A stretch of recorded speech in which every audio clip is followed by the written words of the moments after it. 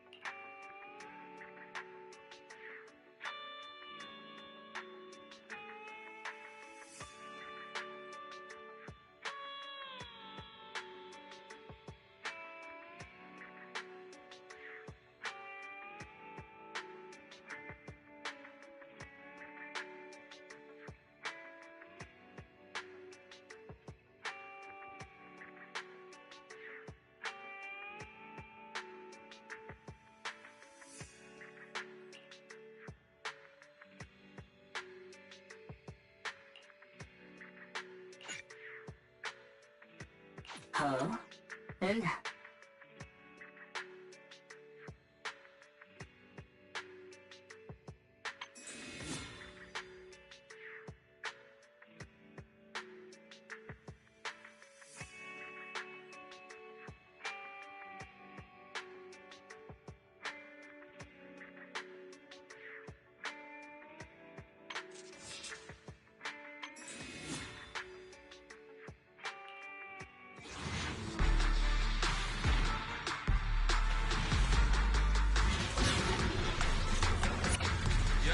The shining golden signs.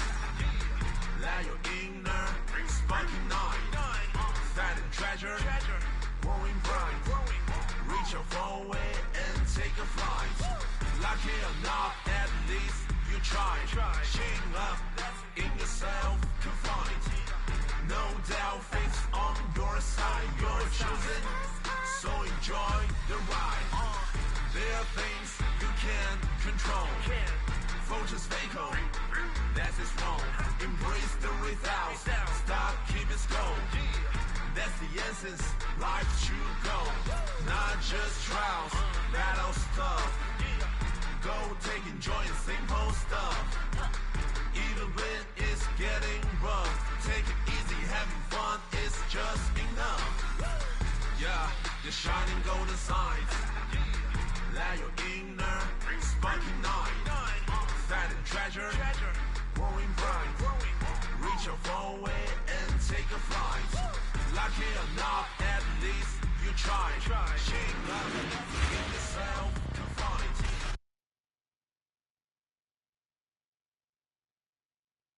Enjoy the ride. There are things you can't control. Vultures fatal, that's is wrong. Embrace the without, stop, keep it slow. That's the essence, life should go. Not just trials, battle stuff. Go take enjoy simple stuff. Even when it's getting rough, take it easy, having fun is just enough. Yeah, the shining golden sign. Let your inner sparking night. Silent treasure, growing bright. Reach the far away and take a flight. Lucky or not, at least you try. Shape up in yourself to fight. No doubt, fate's on your side. You're chosen, so enjoy the ride. There are things you can't control. Vultures fatal, that is wrong. Embrace the without. Hey, you! Quit staring at me like I'm a kid! That's the essence, life should go. Not just trials, battle stuff. Go take enjoy simple stuff. Even when it's getting rough, take it easy, having fun is just enough. Yeah, the shining golden signs. Let your inner sparking night. Silent treasure, growing bright. Reach your far away and take a flight.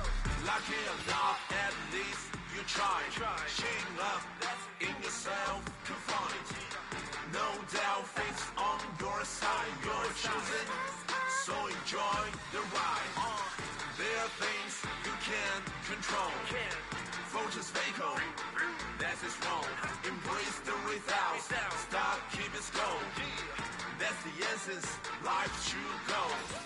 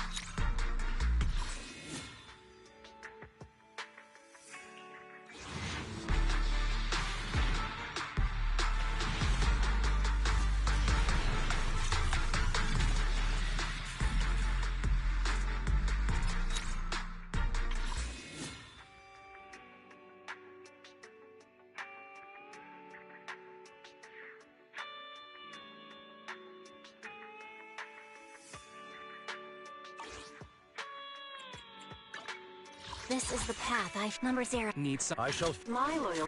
Come on. Only. Wanna see? You want to test my hammer?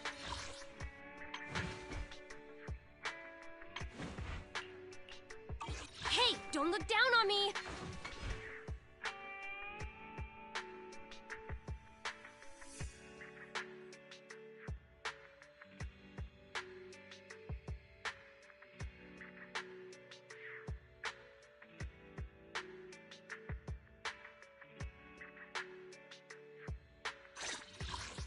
You want to test my hammer? I'll help you win. The lunch is on you. How can I help? Starlight, it's time to shine. Time for some. Ready and waiting. My loyalty lies with the winner. Awaiting. If you need help, call me anytime. Standing by. 1, 2. Yes, all accounted for. I'm at your disposal. Ready for Headmaid Rena, at your service. to what do I What? Need something? standing by? Sokaku, pick me, and I promise you'll. I am the Eye of Obel. I'll protect you from any danger. Ooh, This is the path I follow. Yanagi. Oh wait, a new case to solve?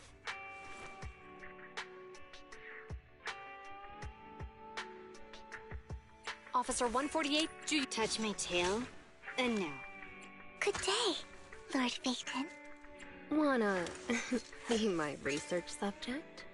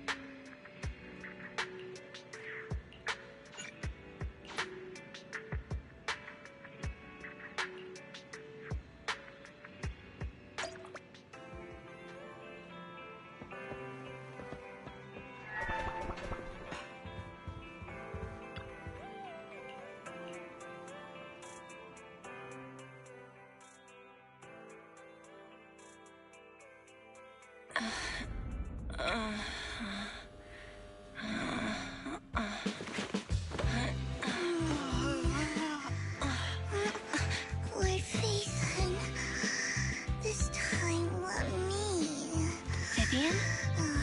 Vivian?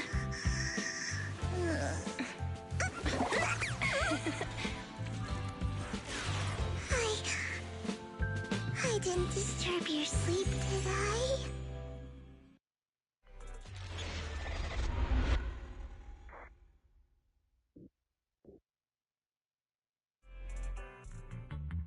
When I got here, the other Lord Phaethon said you were resting on the couch and just let me in. I meant to keep you company while you slept, but then I dozed off myself. Ugh. I was going to sit here looking super cute, hands cupping my face. You know, like the #1 sleepy face I want to wake up to pose. I can't believe I ended up falling asleep myself. What sleepy face? What pose? That was a lot of words in one breath. Are you sure you got enough sleep, Vivian? No, Lord Phaethon. I was just worried that I had disturbed your rest. Just being able to see you sleeping peacefully is already the highlight of my day.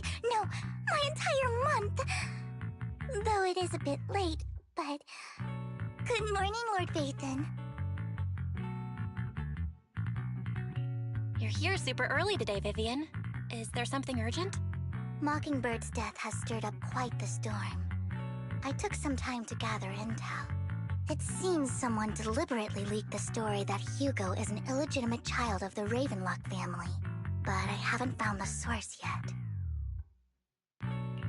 Could it be Hugo's uncle, Hartman? Maybe he's trying to turn people against Hugo and Mockingbird by playing the illegitimate child card. I suspected that too.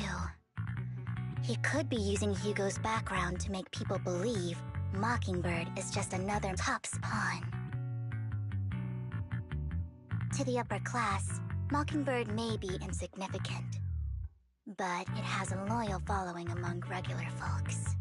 But after some digging, I was surprised to find that the public isn't turning on Hugo.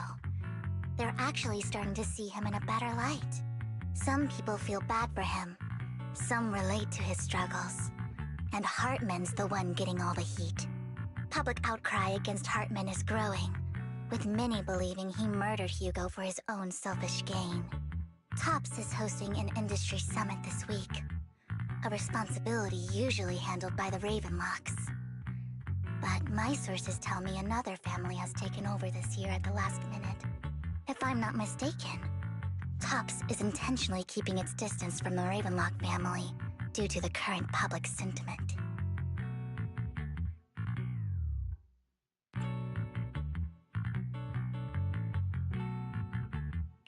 Is someone trying to take advantage of this to get rid of both Hartman and the Ravenlocks? I think Hartman knows this too, which is why he's completely vanished. No matter how hard I search, I can't find a single trace of him. Hartman must have taken the sacrifice core. Now that he holds this bargaining chip, he is definitely going to negotiate his way out of this with the Exaltists. Sorry for interrupting, Vivian, but I need a quick word with Belle. Oh, no problem at all. I'm sure you have important faith in matters to discuss. Take your time. I'll just be waiting outside. We can't make our guest wait outside. Belle and I will step out instead. Oh, don't mind me, Lord Phaethon. I wanted to browse the videotapes anyway. I'll be right here. Just let me know when you're done. Belle, Lycon's outside the video store. He knows Vivian is with us, so he's hesitant about coming in. He's stressing over what he did to Hugo in front of Vivian, but he really needs to talk to us. Maybe you should go speak with him first. I'll go talk to Lycon. Honestly, neither he nor Vivian is at fault. As proxies, it's our job to be the bridge between them.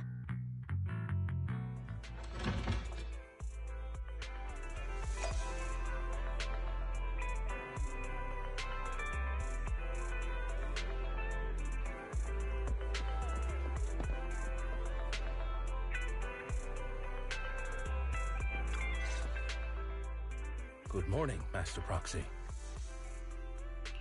Good morning, Lycon. Wise mentioned you wanted to talk to us and Vivian about something? Yes, it's an urgent request from the mayor, one that directly affects New Eridu's safety. However, before we get into the details, as a former member of Mockingbird, I'm concerned about Miss Vivian. Hugo made many mistakes and betrayed the principles of Mockingbird, but I'm certain he didn't intend to put Miss Vivian or you in danger. I don't know Miss Vivian very well, and I was the one who took her companion's life. I might not be the right person to comfort her, but I hope she doesn't regret the choices she made. or lose faith in the path she chose. Vivian's doing just fine. She's actually been gathering intel and has a clear understanding of where things are headed. She might be tougher than you think. If you're really concerned, why not just talk to her directly? If you'd like to apologize, it should be face to face, right? That's reassuring to hear. I trust your judgment. You've always had a sharp eye for people. Would you mind coming in with me? I'd like to apologize to Miss Vivian in person. No problem. But I'll be staying neutral. Everyone has their own stance on this, and I get where both of you are coming from.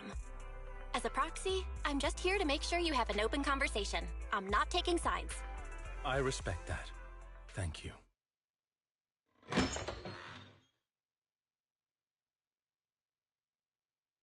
Miss Vivian, I'm very sorry about Hugo. You don't have to explain anything. I'm also part of Mockingbird. Mockingbird stands on more than just gain, so it won't fall when fortunes shift. Hugo had his fixations and ambitions. I also have things I must see through. I'm determined to get to the bottom of the Exaltists and the sacrifices.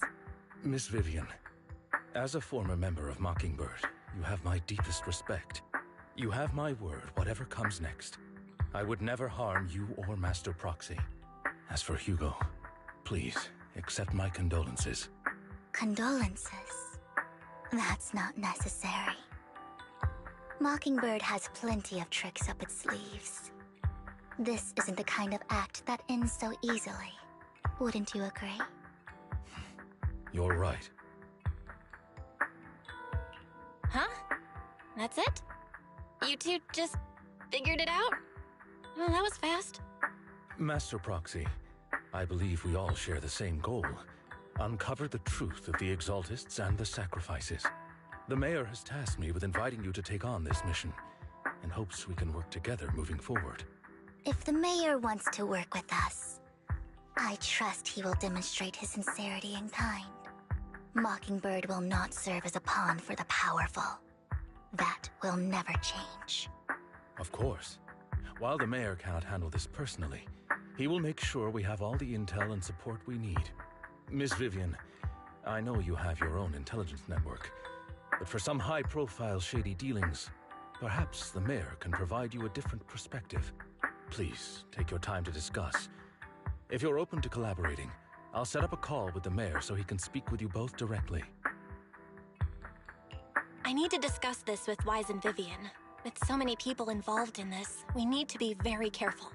Of course, I completely understand. When you've made up your minds, you can find me at the Ballet Twins.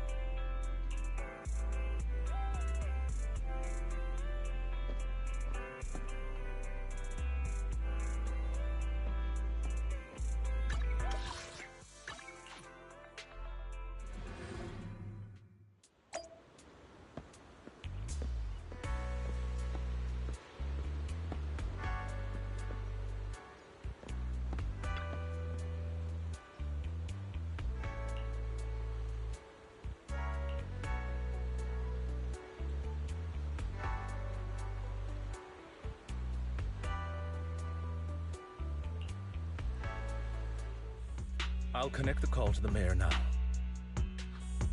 My dear friends, I'm glad you're willing to keep working with me. I'm truly sorry about what happened to Mr. Hugo Vlad. I didn't anticipate things would turn out this way.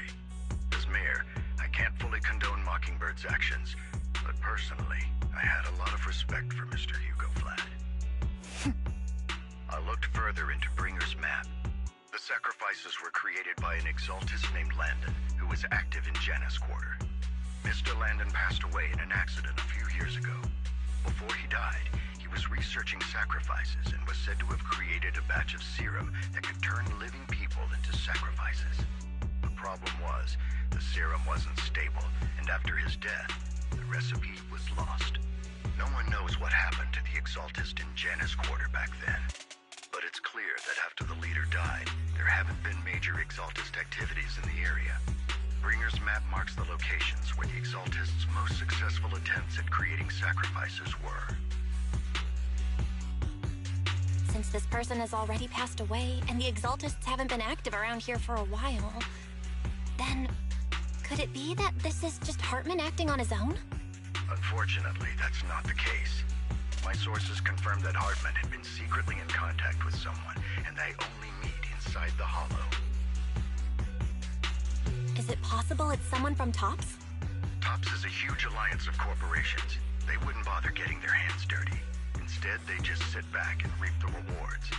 Everything Hartman is doing is to secure his place in TOPS and strengthen his power within the Ravenlock family. If my guess is correct, Hartman has gotten in touch with the remaining members of the Exaltists that used to follow Landon, helping them create new sacrifices. But what's in it for TOPS? There's no way the Exaltists would just hand over their secrets about sacrifices to Hartman, right? A sacrifice outbreak would throw the city into chaos. And that's when TOPS steps in, taking control of the situation on their terms. The public will see the mayor as incompetent, while TOPS comes off as the real protectors of the city. And when that happens, public trust will shift towards TOPS.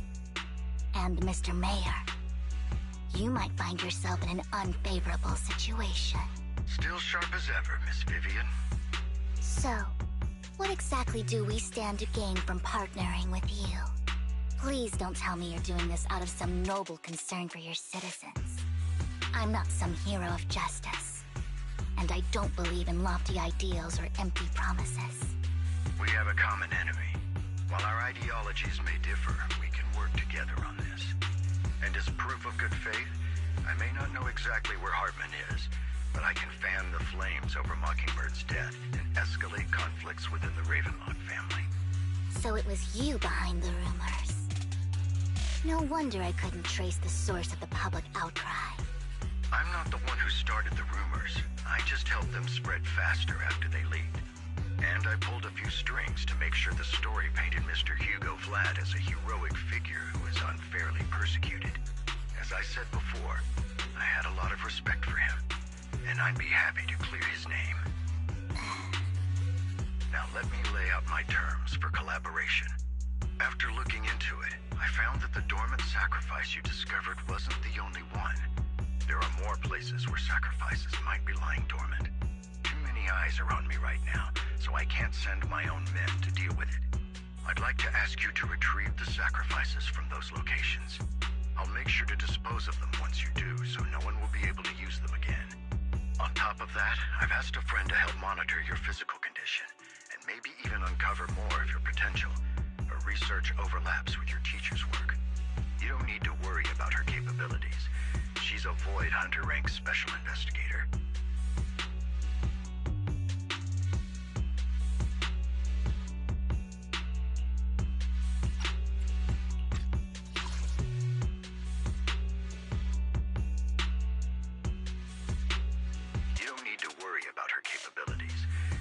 Void Hunter rank special investigator.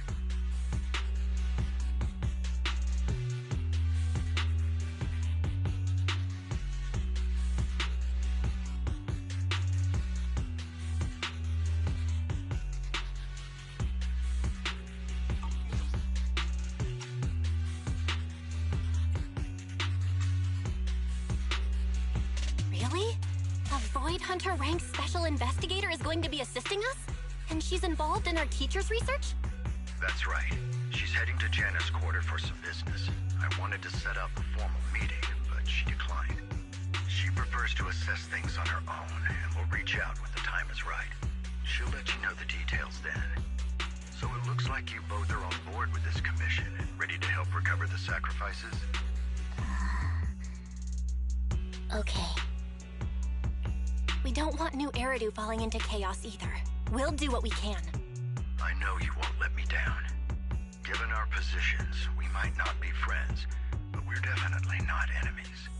I'll leave the rest to you then. I've got to go. Goodbye.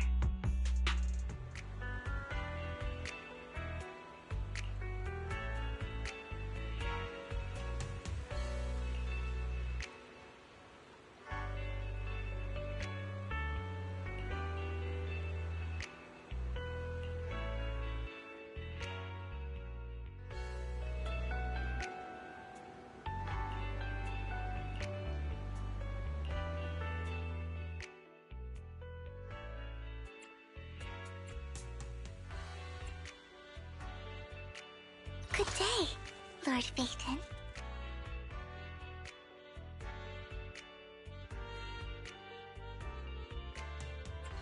You have my complete support. My blade is at the ready.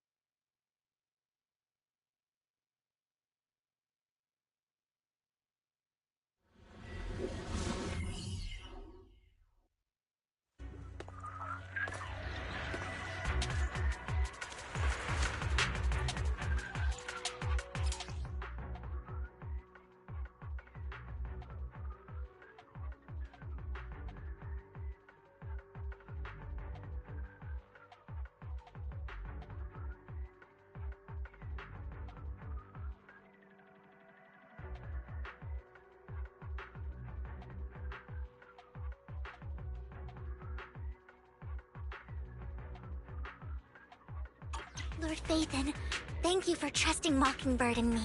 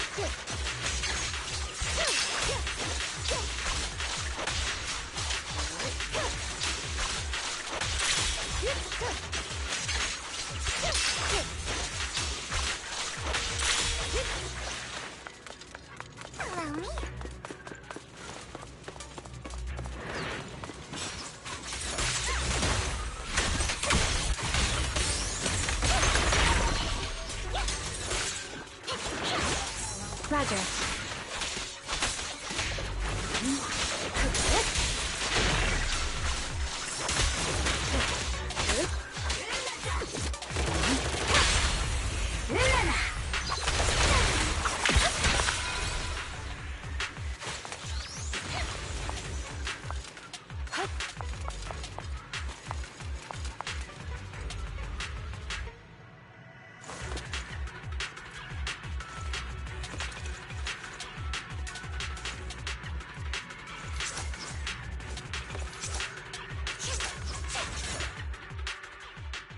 Someone already taken the dormant sacrifice from here?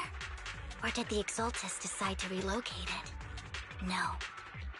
If these dormant sacrifices aren't handled carefully, they could awaken and turn against anyone nearby.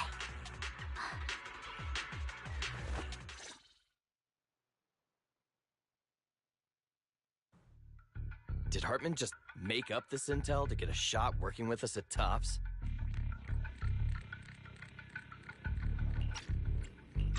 I've been walking around forever and haven't found a thing. The Ravenlocks have always been a shady bunch. No surprise they've gone downhill over the years. I heard they were pretty loaded back in the day. What kind of business did they run? No clue. On the surface, their businesses seemed legit, but who knows what was happening behind the curtain.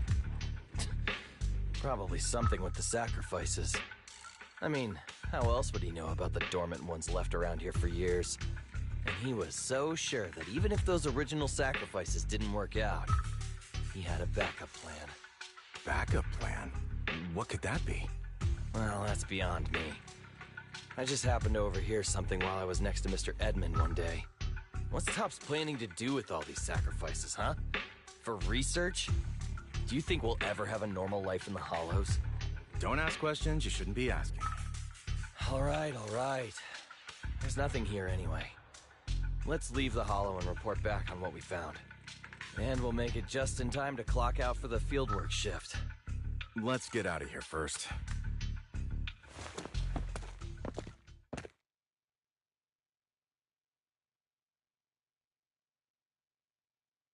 Hartman, that fool. He'll do anything to get into Topps, even if it means playing with fire. She's an exaltist.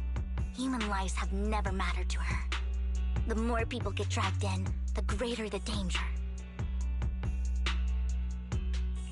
Vivian, I've been dying to know, who is this she you keep mentioning?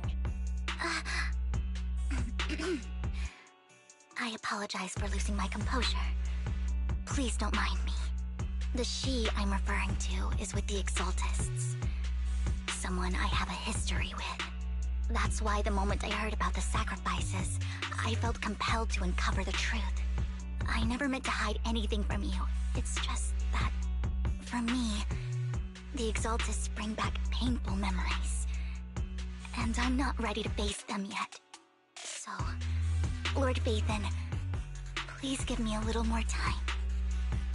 Once I've gathered my thoughts, I promise I'll tell you everything. Sure, I won't pry anymore. Everyone's got a past, and you don't have to dig up old wounds if you don't want to. I can see the Vivian I know now is super brave and kind. I believe you've really put in the work. Lord Vathan, I'll make note of this and make sure to get it done before bedtime. First things first, let's track down those dormant sacrifices. The Exaltists have probably realized someone's after them by now. I wish we knew what Hartman's backup plan is. I just can't shake the feeling that something bad is about to happen.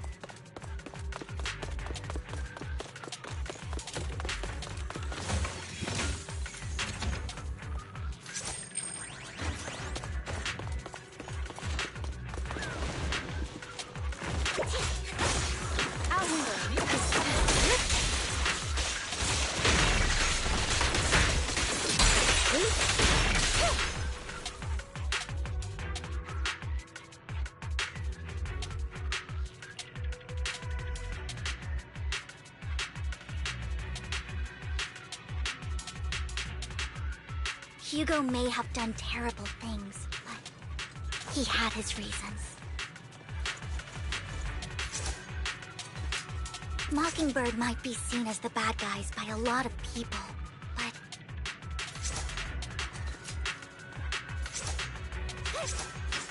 ironically, joining Mockingbird is what put me on the right path.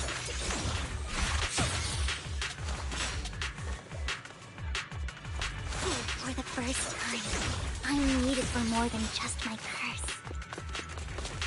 Don't touch me.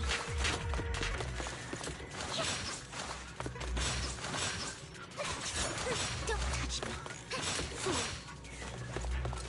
Stay away from me.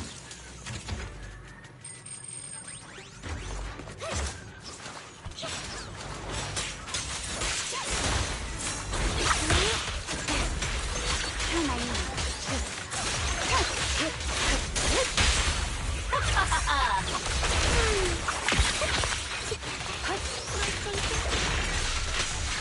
Nothing here either. Are we too late? There's someone...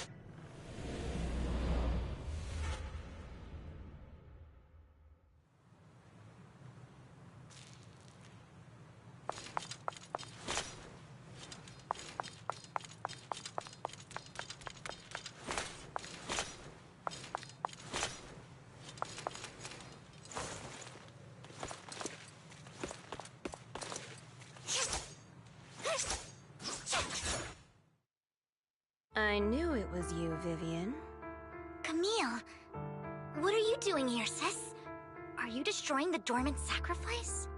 Vivian, don't call me sis. I'm not your sister. Are you trying to stop the Exaltists? I never left the Exaltists. You know what Landon did back then! Lord Landon did it for the Creator. His methods may have been extreme, but they were necessary. Back then, you walked away. You should do the same now. We didn't meet today. Take your friends and leave. What's wrong? Are you being forced into this? I can help you. Help me? Like how you helped her? Vivian, you're crying. You see me, don't you? No, You haven't changed a bit, Vivian. No need to hide your tears. I know exactly what's ahead for me. You've made your choice, and I've made mine. One last piece of advice. Stay out of this. She loathes you. I won't tell her we met today.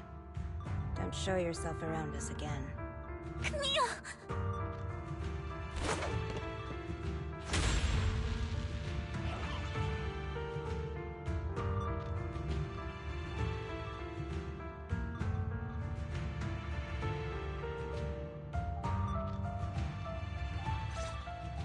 Lord Nathan, watch out! Roger. I'll tell you what that was about later! Here, let's take care of the ethereals first.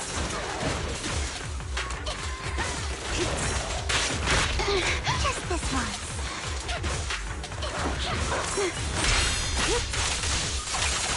Waste of time.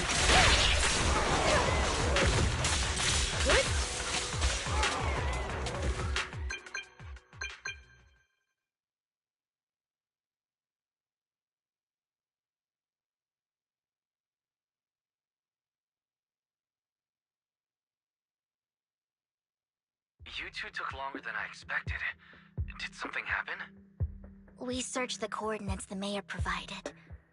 Most of them were already empty. No dormant sacrifices. Camille, the Exaltists have been actively destroying the dormant sacrifices. The Exaltists? There's no reason for them to go after the sacrifices, right? Vivian is telling the truth. I saw it too. And one of them is someone I once knew. I thought she would leave the Exaltists after Landon's death. But she stayed. Do you have a history with the Exaltists, Vivian? When I was a child, I stayed with the Exaltists for a while. Back then, Landon was one of the most respected figures among the Exaltists in this region. A lot happened. And after Landon died, I left. I can't turn a blind eye to the sacrifices. I know all too well how many lives have been lost bringing them into existence. Ever since I learned a sacrifice had appeared in Janus Quarter, I haven't been able to stop worrying. I won't let history repeat itself. That's why I asked Hugo to investigate, starting with the Sacrifice Corps. Vivian. Please stop. I'm not looking for comfort. I'm just recounting the story for you to understand the situation. We've got bigger things to focus on. But when I do need comforting, I'll come straight to you. I hope you'll make time for me, Lord Vathan. Just so you know, I'm not the easiest to console.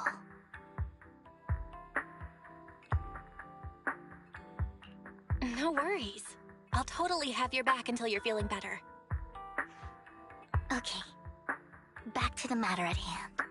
That conversation between those two TOPS employees back in the Hollow is still bothering me. They said Hartman had a backup plan, and that got me thinking about some news that was quietly swept under the rug. Lately, there have been mining accidents in Ravenlock-controlled areas. Many workers have died.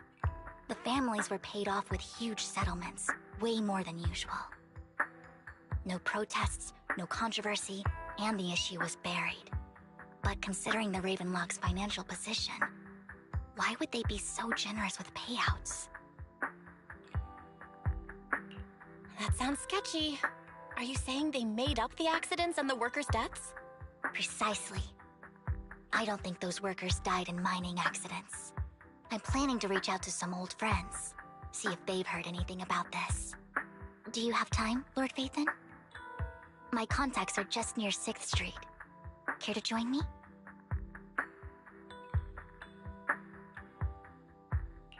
I'm in. Let's go together.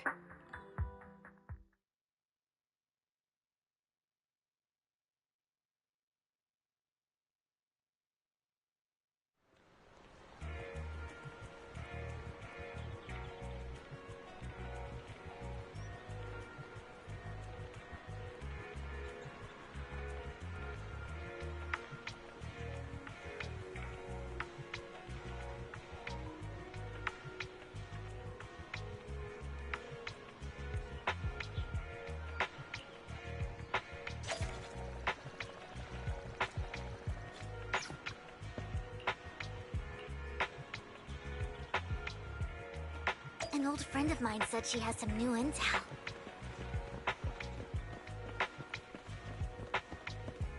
She's like a mentor to me.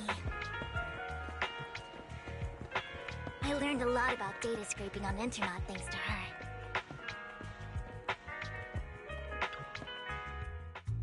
Rain! Long time no see. Yeah, it's been a while. Rain? You two knew each other? Yeah, Phaethon. Long time no see. Rain! You actually know that Lord Phaethon is Lord Phaethon? No, I mean, you actually know Belle is Lord Phaethon. I didn't know right away. One time, I needed a favor from Nicole. I only found out after meeting them. I mean, who would expect a legendary proxy to be running a video store for a living? Oh, by the way, your idol... Rain! Let's not bring up old stuff. Lord Phaethon wouldn't be interested in that. Why are you all tense? Right! Lord Phaethon lives on 6th Street too, and might know your idol. Remember when you traced that post on Internet to 6th Street and actually went to check it out? And you came back all bummed, spouting nonsense. Like there was only a black cat at the location, and maybe your idol is actually a talking cat. Or something like that.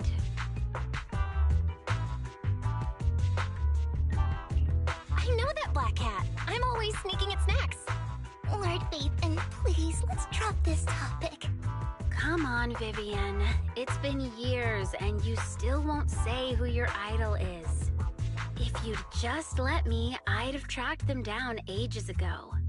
I get it. You want to find the person who's important to you on your own. But you've tried so hard already. It's okay to lean on me a little, you know. I'm sure your idol won't hold it against you. I shouldn't have come to see you. Huh? What's wrong? Hey, Rain. Vivian said you might have some new intel. So let's get to the important stuff first. All right, let's get down to business.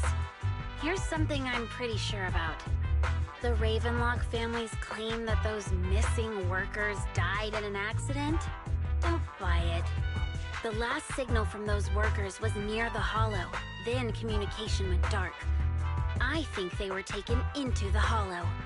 And yesterday, I picked up that the Ravenlock family secretly hired some people to search the Hollow's perimeter. I caught a weird distress signal from someone and managed to track down the source. When I tried to reach out, the signal cut out completely. The last trace of the signal was near Lumina Square. Finding someone in real life isn't really my thing, so that's where you come in. Okay, we'll check things out. You just said this is something you're sure of. Do you have anything you're unsure about? I dug up some info online, and one thing stood out. A few days ago, There were some creepy sounds coming from an abandoned warehouse by the port.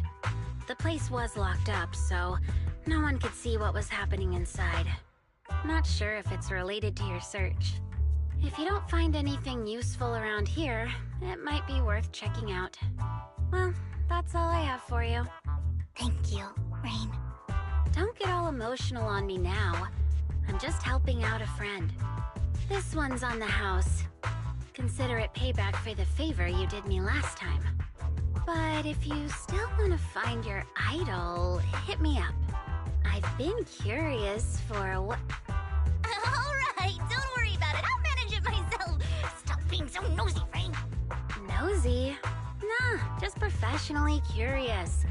What kind of person is worth all this searching, huh? But honestly, whoever they are in real life, they've become a part of you. You've come a long way in this search, Vivian. I much prefer the person you are now. So if you find this person, don't chicken out. Go meet them. People will appreciate you for who you are. Rain... I might not care about the real world or what it'll be like, but I hope everyone I know can live a good life. I'm counting on you to save the world, guys. Alright, I have other business to take care of, so I'll leave the rest to you.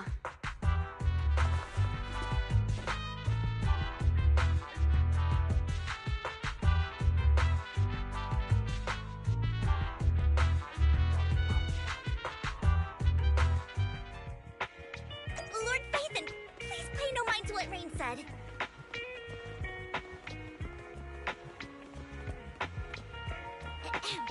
That big guy's up ahead.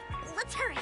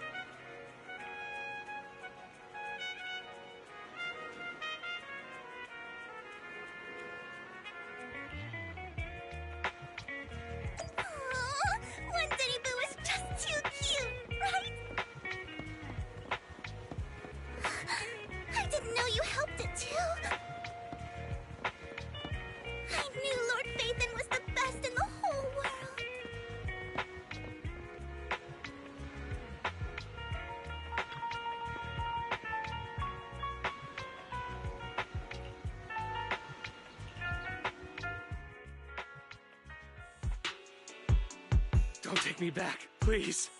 I was wrong. I know I messed up. I don't want your money anymore. Please, no. Calm down. Who are you? I won't say anything. Just let me go. I don't know anything. I swear, I know nothing.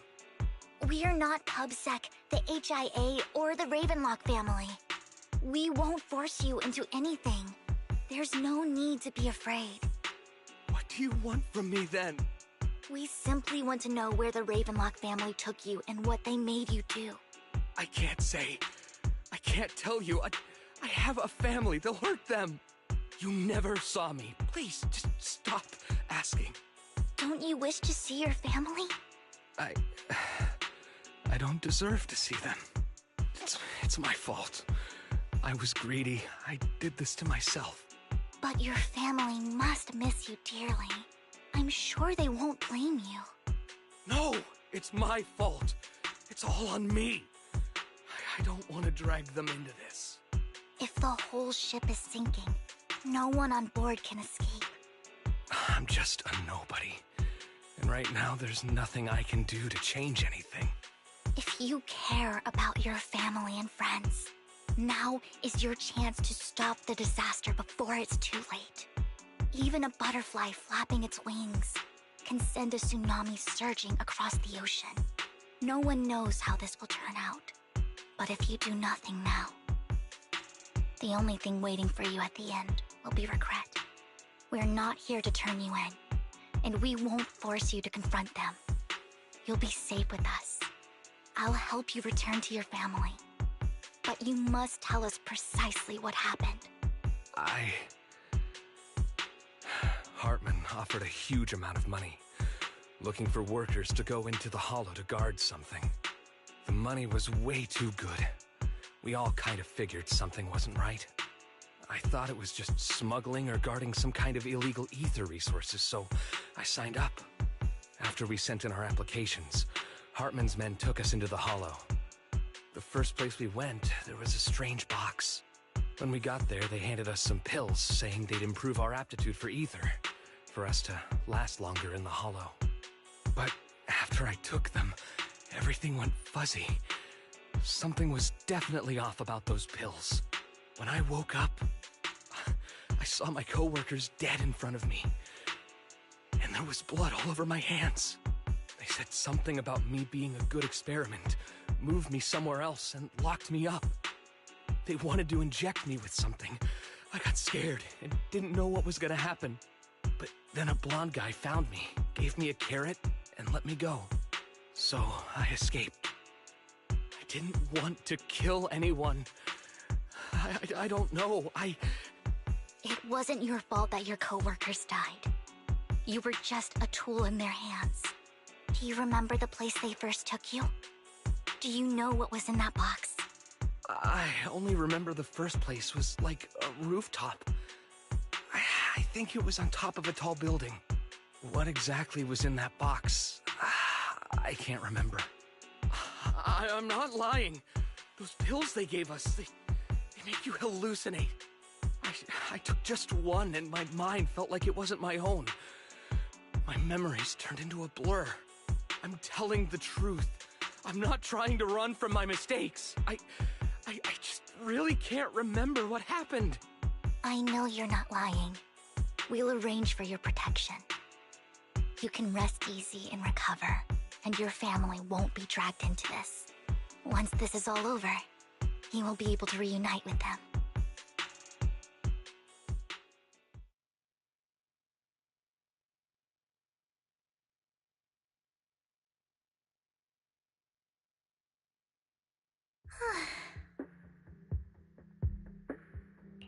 I've been meaning to say this for a while, Vivian. You're just so calm and decisive when things get tough. Totally different from the impression you gave me at first. Actually, I wasn't always like this. I used to run away when things got tough. There was even a point where I just wanted to disappear. As if my very existence was the source of suffering. I wondered. Perhaps leaving it all behind could put an end to the pain.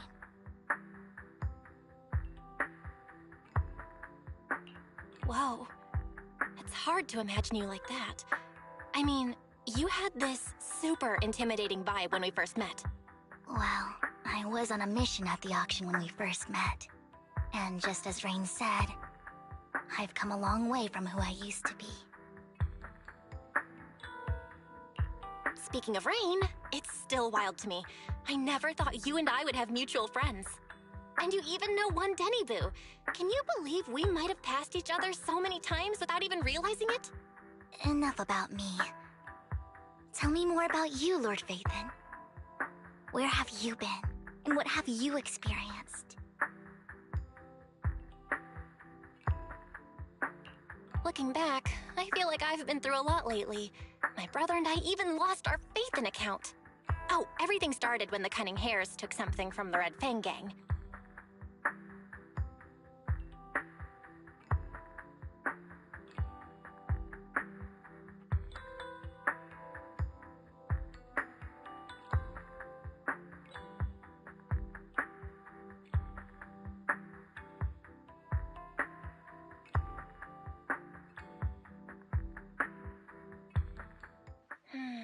I remember it should be around here. That store's been sitting in my favorites for ages.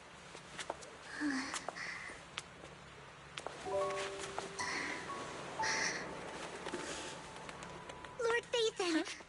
What's up? I've seen that black cat on 6th Street. That harmonica in the outer ring you mentioned. I've heard it before, too. I've even been to the monument outside Hollow Zero. But none of that was a coincidence. It was me.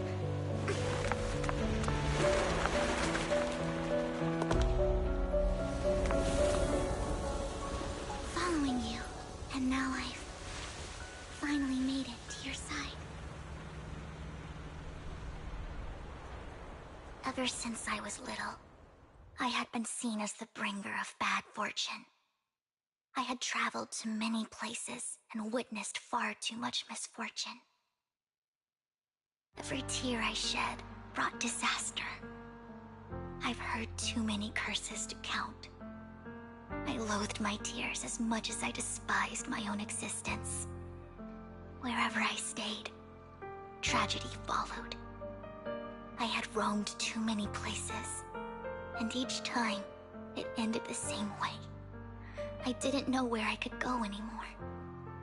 One night, I stumbled upon a post discussing me. Whether they knew me or not, everyone seemed convinced that I was the source of the curse. Some mocked me with cruel intent. Some wished I would vanish, and others speculated maliciously. It really seemed that my very existence was a disaster. In that moment, as darkness enveloped the city, I saw lights flickering to life all around New Eridu. So many lights, and not knowing where to go, I thought, if only I could disappear into those lights. I made up my mind, and right then, my phone rang. I decided to take one last look. I wanted to know who left me my final message from this world. It was you, Lord Phaethon. Wait, really? Me? Yes. And I checked with the other Lord Phaethon. You were the one using the account at that time. But I know you probably don't remember it. After all, it was just an ordinary day, with an ordinary post and meaningless comments online. But for me, it was the night I finally realized where I could go. I wanted to walk the paths you had walked, see the sights you had seen. And then, one day, share it all with you, face to face. What did I even say in that comment? I can't remember off the top of my head. Well, you'll have to figure it out for yourself. I'm not telling you. Huh? No! So, Lord Phaethon, thank you. Not only for that comment you made that day, which was a silver lining for me, but also for giving me the courage to become who I am today. The Vivian standing right in front of you now, Lord Phaethon. I truly like who I've become.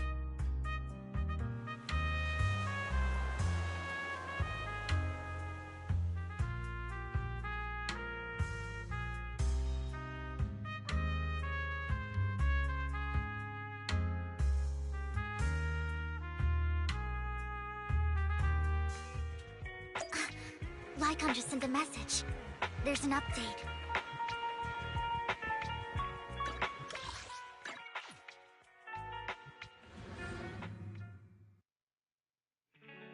Belle, you're back. Lycon told me he wanted to meet up with us online to discuss things when he returned. I'll call him now. Master Proxy, Miss Vivian. The gentleman Rena brought back has stabilized and calmed down now. Based on his account, we've identified where Hartman is hiding the core. He also mentioned that Hartman plans to trade the core with a group of people. We suspect that this group consists of members from the Exaltists. I knew it.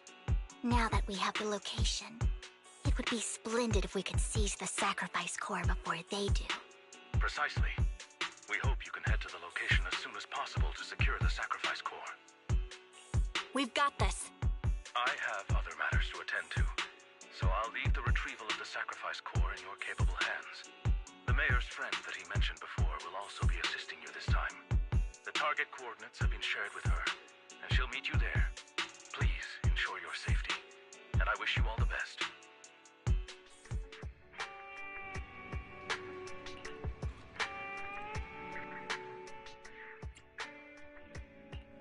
Good day, Lord Phaethon. This is the path I follow. Superhero Yanagi, awaiting orders. Asset confirmed. Preparing to move out. You have my complete support.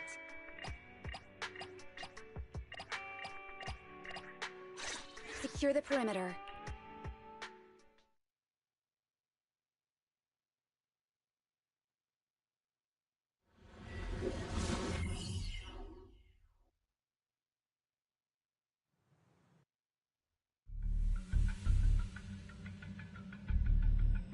Where's the sacrifice core? Camille, you really think I'd stroll around with something this important? Plus, even though the Ravenlocks and the Exaltists have been working together for ages, I've hardly even met Lady Dina. I'm the one offering the sacrifice core here. I'm curious what Lady Dina's got lined up for me in return? I'm just here to verify that the core you mentioned is real. Once that's sorted, Lady Dina will give you a proper response. Our partnership isn't just talk. We need to be sure you have what we need before moving forward. Sure thing. I'll take you to where I keep the core. Once you verify it's legit, have Lady Dina come over. We'll lay everything on the table face to face. All right. Lead the way. It seems Hartman is trying to bargain for more. What a greedy and insatiable man. It's just that... why would they only send Camille for something as important as the sacrifice core? And I can't shake the feeling that Camille doesn't want Hartman and Dina to meet. Why is that? Who's this Dina he just mentioned? Is she the leader of the Exaltists? Kind of. Lord Phaethon, I really think we should hurry. We must get to where Hartman keeps the core before anyone else does. I've got a shortcut planned, but there are gonna be ethereals along the way. I'll let you handle them, Vivian. Don't worry, Lord Phaethon. You're in capable hands. I'll ensure your safety.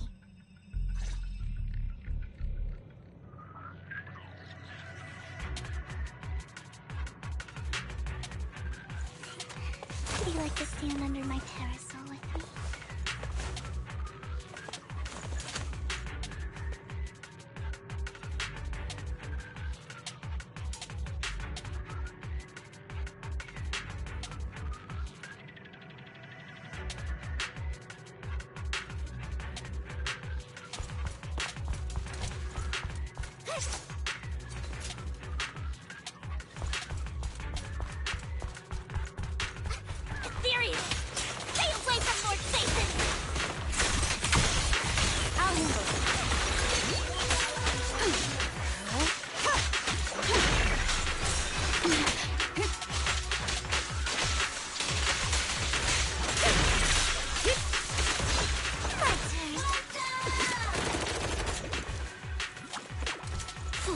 Looks like Hartman's trying to negotiate for more leverage.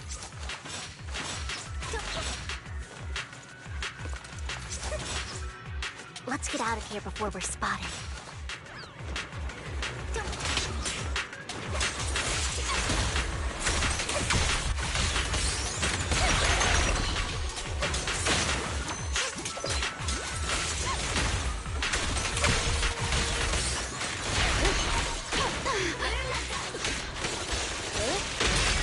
Let's keep moving, Lord Phaethon.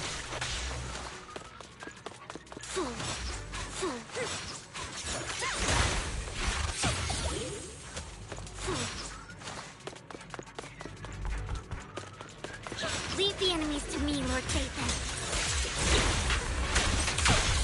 Secure the perimeter. Surrender.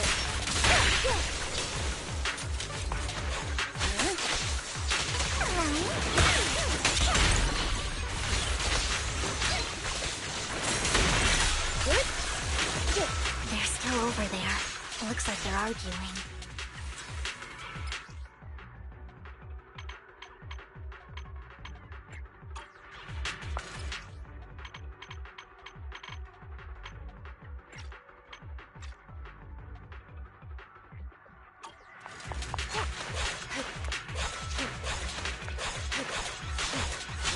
No matter who has the sacrifice core, Hartman or the Exaltists, it would be really dangerous.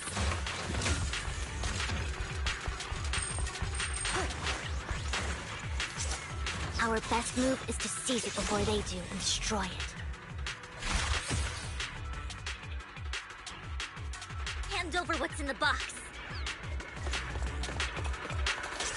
Or we do this the hard way. You sure talk big, little girl. I'll handle it. Let's see if you can get past me first. Let's hurry and secure the sacrifice core. Lord Phaethon, the box is empty. So Hartman never kept the core here to begin with? How did you even find your way here? Where's the core in the box? What did you do with it? You call this keeping the sacrifice core safe?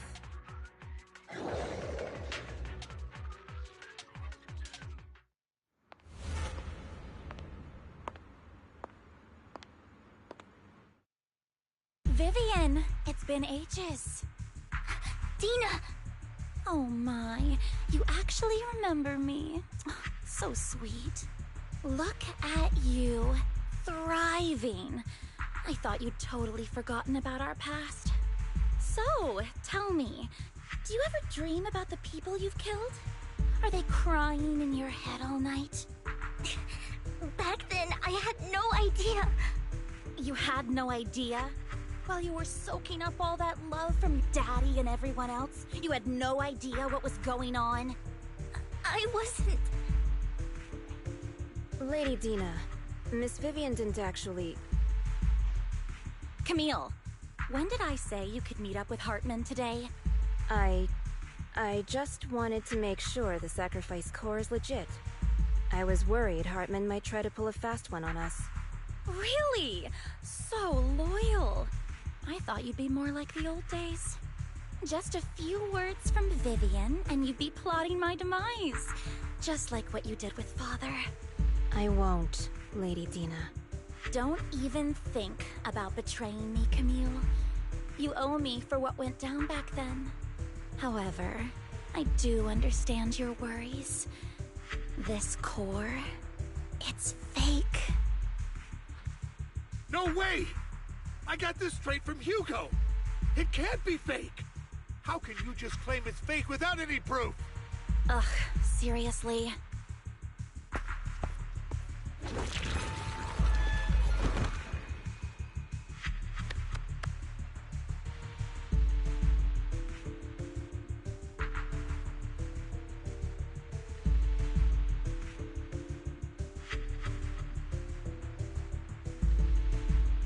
The sacrifice core can max out the ether particles within human bodies in no time at all. But look at your little subordinate. How uncouth. He's making noises like some animal. Can you shut him up? So annoying. The masterpiece Father made for the Creator, isn't this worthless piece of junk you're holding. So, the real core. Vivian, where do you think the sacrifice core is really at? I don't know. If I knew where the real core was, I'd destroy it without a second thought. Dina, you understand what the sacrifices are. And you know those who were blessed should not have to endure such horrors. Oh, they shouldn't have suffered those horrors. Weren't you the one who decided if they'd be blessed or not? If it weren't for your tears, how would they have encountered such misfortune? How self-righteous, Vivian. Their fates were in your hands. It was you who brought disaster on them. Landon just needed an excuse. He needed someone to blame. Whether I shed tears or not, he'd treat living beings as mere subjects for his sacrifice experiments. Dina, you know all of this. Landon even went so far as to sacrifice you. Shut up, shut up, shut up! Father did it for his great cause. Vivian, why do you always mess everything up for me? Everything! You did it before, and now again! You just had to ruin my plan. I was so close to fulfilling Father's last wish. If you don't give me the sacrifice core, be prepared to become food for the ethereals. I told you I don't have the sacrifice core. Otherwise, I would have destroyed it already. Lord Phaethon, find the right moment to retreat. She can be quite unpredictable when her temper flares. Oh, really? You don't have it? Then I suppose there isn't a reason to keep you alive.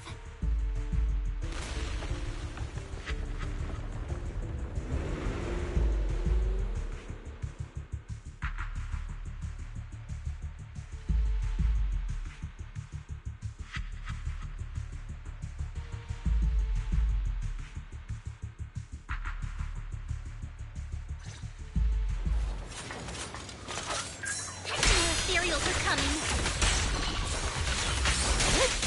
Enemy evaded.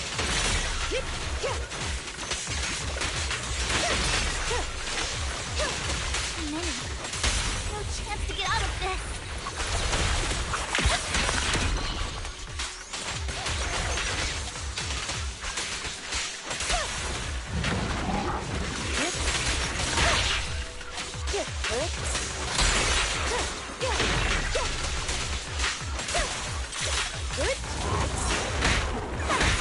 Roger.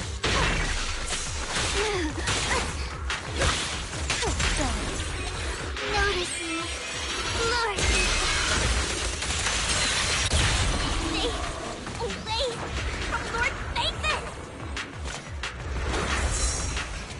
There are so many.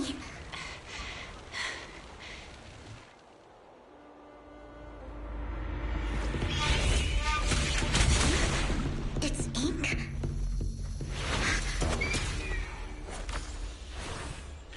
Shun Palace, good fortune, closed gate, safety. What?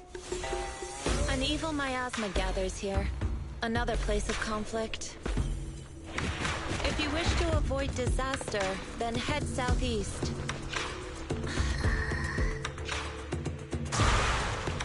Now! Thank you.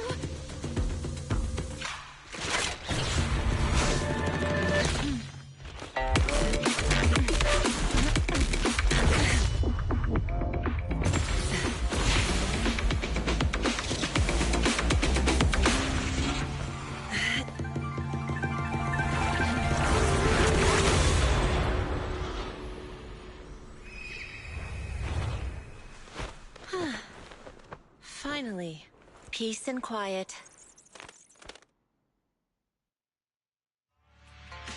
You must be Belle, right? Mayflower mentioned a special partner might need my help. Can I ask, who are you? I'm the 13th generation master of Yunque Summit. You can call me Yixuan. Mayflower passed along your info, and I was curious what kind of person you are, so I came to see. At first, I thought it might be a hassle, but your energy feels really calming. Quite nice, actually.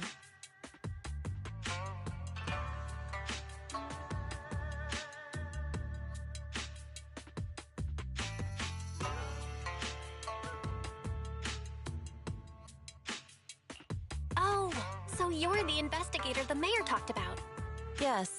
He also asked me to be your temporary teacher and offer you a bit of guidance. Guidance? What exactly does that mean? Unfortunately, this isn't the right time or place to talk. I have some investigation work to catch up on, and it seems you've got quite a lot on your hands, so let's part ways for now. I'll find a good time to visit you soon.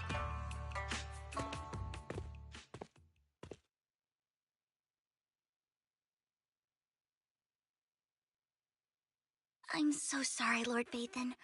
I'm just not feeling very well. I think I'll head back for now. I'll investigate the sacrifice core and reach out once I find something.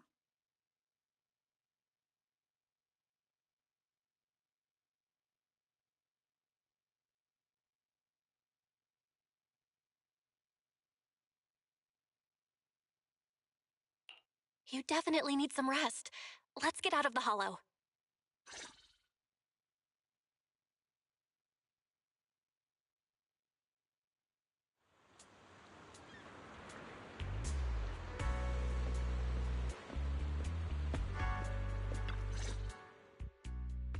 Lord Vathan, are you going to rest now? I'm not in a hurry to get back. You've been kind of off since we got out, and it's got me worried.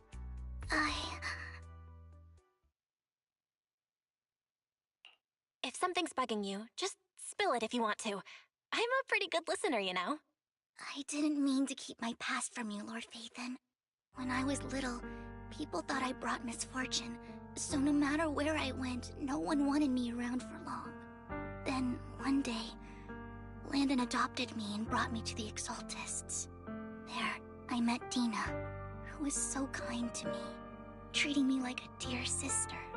She told me her father, Landon, was a great man who'd one day make everyone stop fearing the Hollows, so all life could live freely inside and outside of them. Dina helped Landon pick people for the blessing, and everyone in the Exaltists respected her greatly. Those who received the blessing would have a better ether aptitude, allowing them to enter the Hollow freely without fear of sudden disaster. Back then, Dina would chat with me every day, always about the Exaltists and her father. But things between us shifted when Landon asked me to step in for Dina.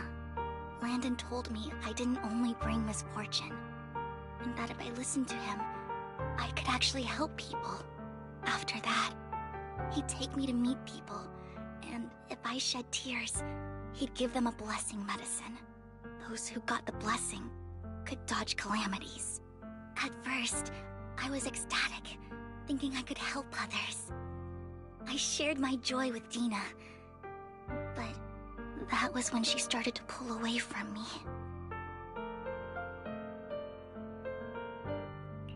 The blessing medicine. Please tell me that wasn't the sacrifice serum Bringer had? Yes. To be precise, it was an early version of the sacrifice serum. Landon's medicine wasn't stable. The medicine Landon developed could boost abilities quickly, but also sped up the development of ether corruption. In the end, most people turned into ethereals, and a few became sacrifices, losing all human consciousness. The ethereals were killed while the sacrifices were given to the higher-ups of the Exaltists. The Exaltists wanted the sacrifices to hold human consciousness, so Landon's medicine was seen as a failure, and he gradually lost influence within the Exaltists. One day, I saw Dina, and tears streamed down my face.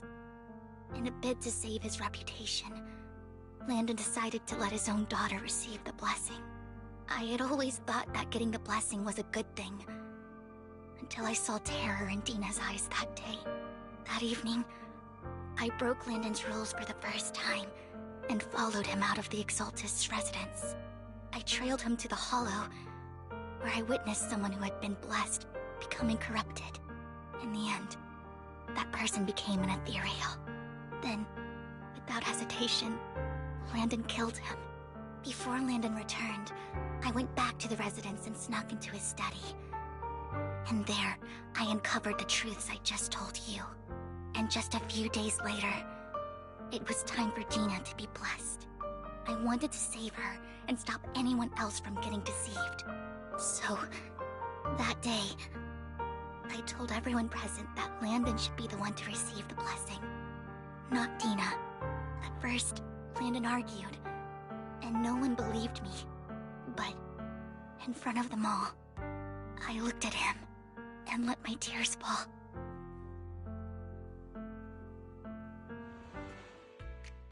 Lord Landon, please accept the blessing. Vivian, you... Why won't you accept the blessing? Were you lying to us? Ungrateful fools! You have no use anymore! Liar! Run! Run! Dina! Dina, wake up! We have to go! Vivian? What's happening? Listen to me!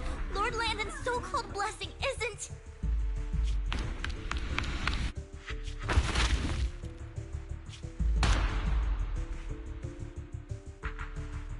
Father!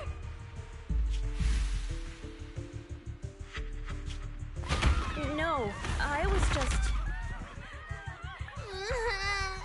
Mom, I want to go home. It's got nothing to do with us. This is just what happens when you don't accept the blessing. Vivian, was this you? Dina, I just didn't want you to accept the blessing. Everyone who does ends up... I just don't want to lose my father. You knew?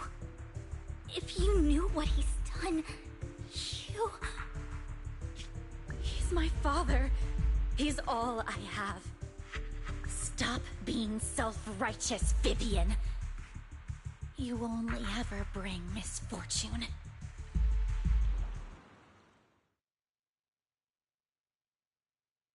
I thought once Landon was gone, Dina would leave the Exaltists.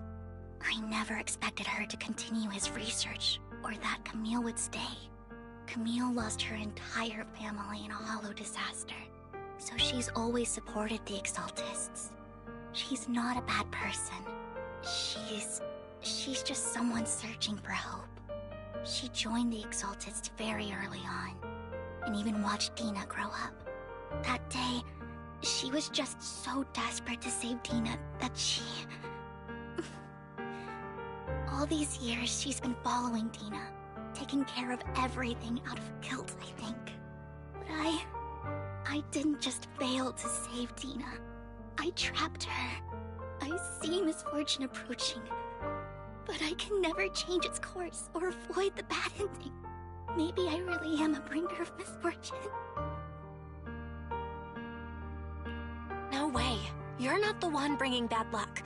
Whatever went down with the Exaltists, Landon used you. As for Dina and Camille, they know the truth, and they just made their choices. The Hollows and the disasters they caused took more than just their loved ones. But not all survivors cling to obsession and hatred like they do. Lord Phaethon. You need to believe in yourself. You're currently resolving the sacrifice crisis with your own effort. I remember you saying you really like yourself now. So what's changed? Yes, that'll always be true. Thank you for listening to my story today. Years have gone by, but I've never had the courage to face all this. Maybe Dina and I were meant to meet today, so I could finally spill it all out. It lightens my heart a little. Lord Phaethon, you truly are a wonderful listener. Whenever you're feeling down, don't hesitate to come to me. I will. It's been such a long day. You must be exhausted. I'll track down the location of the sacrifice core and let you know what I find. Good night, Lord Phaethon.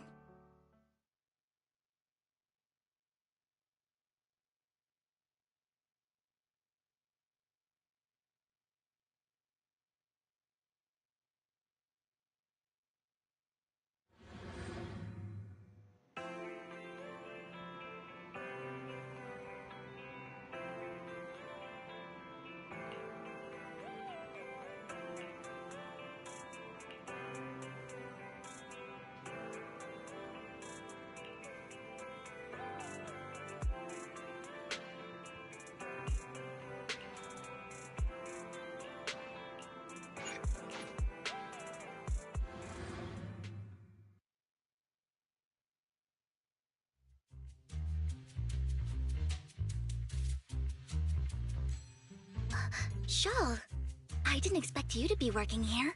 Perfect. I was just covering someone's shift. The screening here is super strict, and I was afraid the supervisor would realize I was new and subbing for someone, so I hid in the control room during the supervisor's inspection. So I happened to bump into this guy, a blonde man wearing a hat, and I think he was checking some footage. Then he logged that footage into the tape he brought. Later, I found that part of the footage had been wiped. Blonde, wearing a hat. Could it be Hugo? Do you know him? I think it's him. If it were Hugo... I think I know where he would hide the tape. Thank you, Shaw. You were a big help. Great! You also helped me a lot when I started working. I used to make mistakes all the time. If it weren't for you cleaning up my messes, I would have been fired ages ago. So I'm happy I could help you too. All right, go ahead and do what you need to do. We'll catch up another time.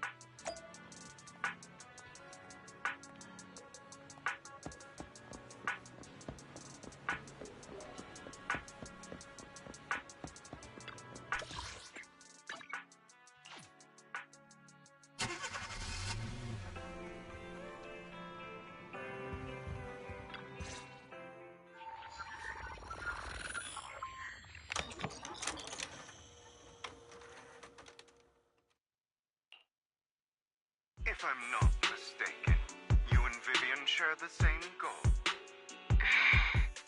Silence is no good for negotiation. I just don't want Dina to reach a point of no return. Hasn't she already reached that point with what she's doing?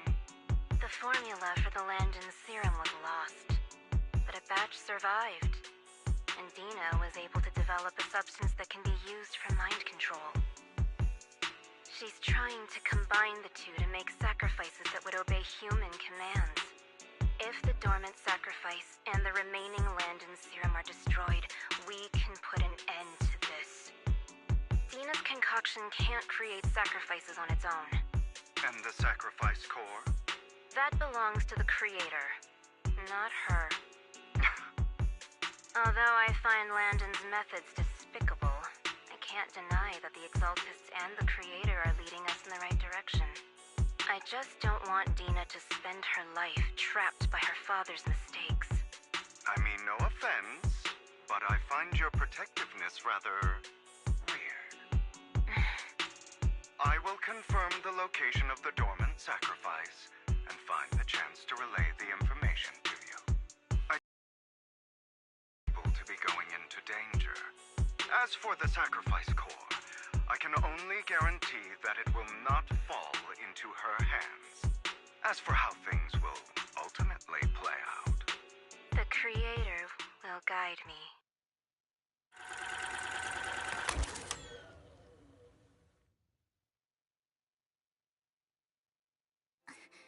Camille was actually destroying the dormant sacrifice?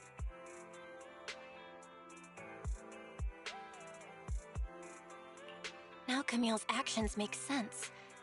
But why did Hugo never tell us? Hugo... he... Belle, Lycon said there's something urgent he needs to discuss with us right now.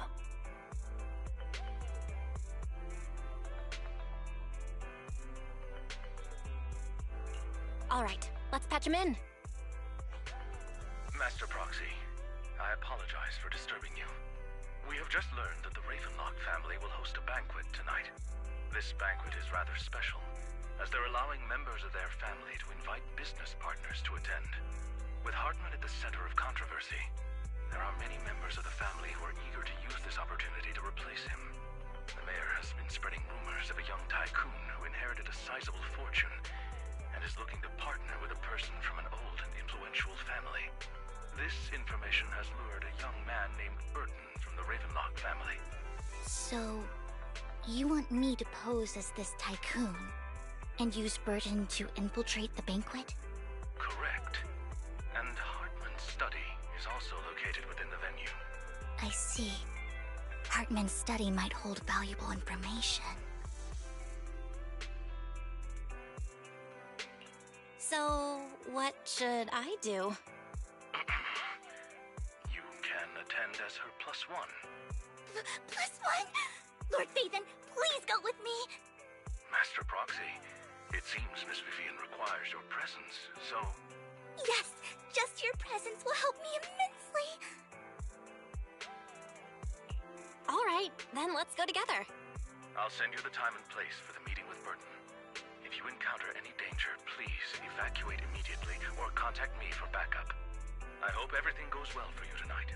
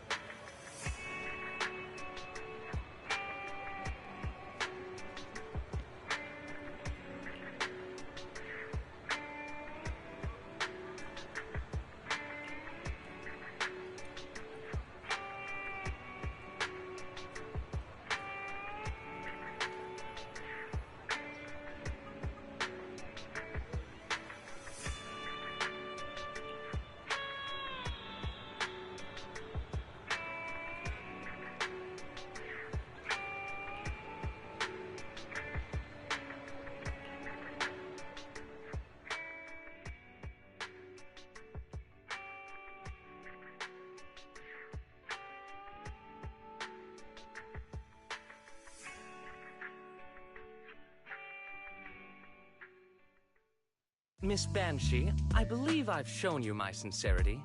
Now how about you? Sincerity? My presence here is a show of sincerity. If we're to work together, Miss Banshee, you should drop your pretentious act. I am well aware of the ways of the Ravenlock family. If I were to come empty-handed, I probably wouldn't even be able to make it out the front door tonight. Since I agreed to come with you, and even brought along my most precious companion, does that not show my deepest sincerity?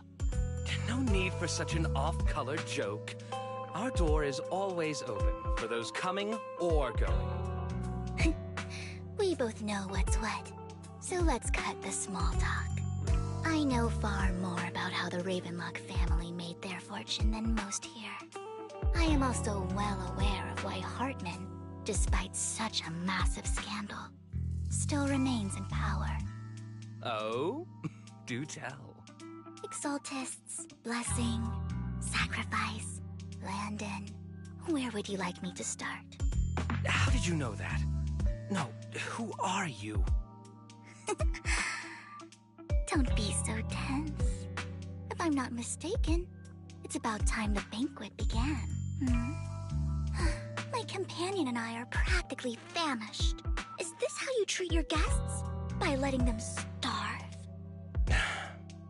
Perhaps when we've had our fill, we'll remember where the sacrifice is hidden. You know where the sacrifice is? So, can we go get something to eat now? And I'm also looking forward to receiving a special dessert from you. We can discuss what you wish to know while we enjoy dessert. Of course. I wouldn't let such an important guest discuss matters on an empty stomach. As for dessert, I will prepare it myself, and I guarantee it will satisfy you. I'll come find you later. I wish you a pleasant evening.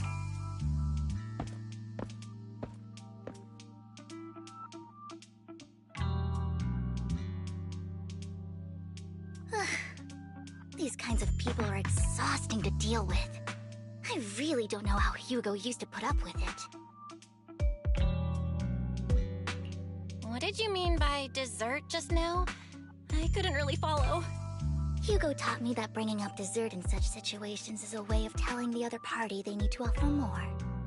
Fortunately, that old fox Hartman is terrified of losing power. He's definitely keeping the destruction of the sacrifice and the fact that the sacrifice core is fake hidden from the other family members. Otherwise, Burden wouldn't have been so willing to raise his offer. Lord Phaethon, let's find Hartman's study when the banquet is at its busiest. All right, I've already taken note of the surrounding terrain. Once more people arrive, we'll enter the garden through the door in the corner of the banquet hall. Wherever you go, I'll follow, Lord Phaethon.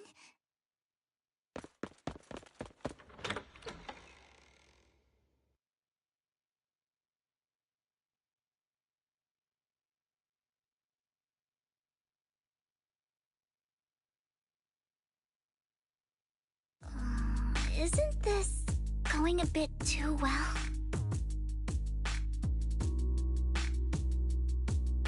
Perhaps we're just lucky? Plus, their security measures outside were so tight. Maybe it's more lax inside.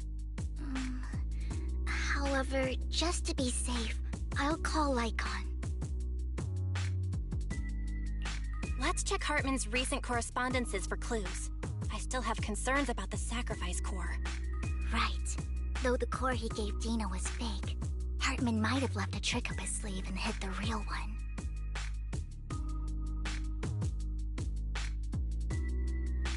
Then let's split up.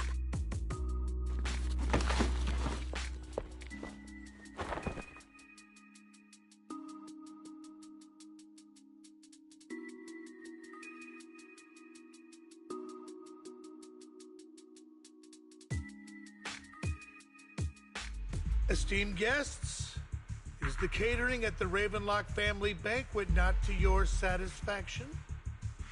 So much so that these two distinguished guests felt the need to come to my humble office to scavenge for food. Don't want to come out? Well, after all, you don't have long left. Burton, that greedy idiot, fell for the mayor's trap. But I never expected that he would bring you into my territory. I suppose I should thank him. Otherwise, I would have had to go to great lengths to eliminate you. Vivian, Phaethon, give Hugo my regards. Tell him I shall be taking the wealth and power of the Ravenlock family for myself.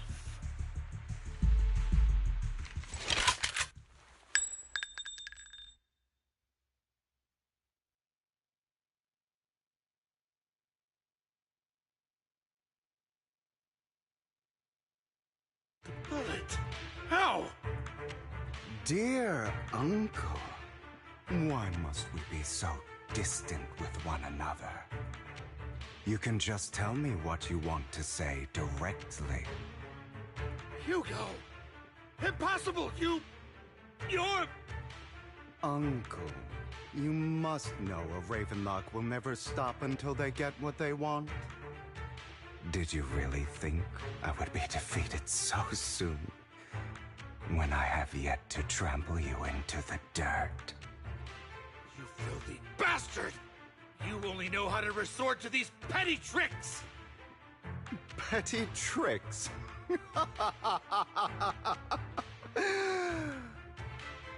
Perhaps you'd like to know what I managed to accomplish using this faked death of mine. My dear uncle.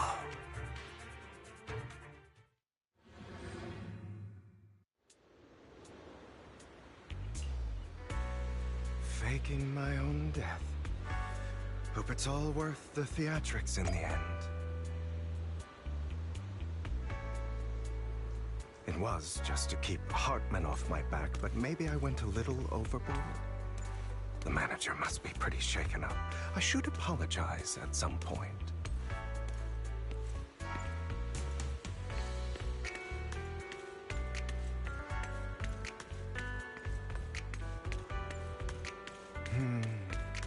Guess I'll also bring Lycon along. He's my partner in crime, after all. You're late. So strict. Spare me a moment to catch my breath, will you? You're taking longer to rest than I expected. Lycon, you think too highly of my physical capabilities. Well, thank you for your cooperation.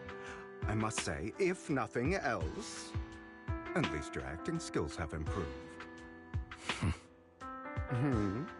Why do you look so angry?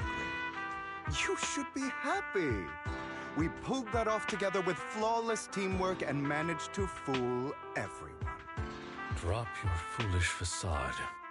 I'm glad you still remember the code we set all those years ago. And thank you for ensuring your sleight of hand didn't deteriorate. Oh, right. I should also thank the blood bag hidden in my clothes and our other props. Do you remember when we last used this trick? It was probably ages ago. Sometimes I really don't understand you. Have you never thought about what the consequences would be if I didn't understand your code? If I decided against helping you? Or if I just couldn't control my strength properly? You'd understand it.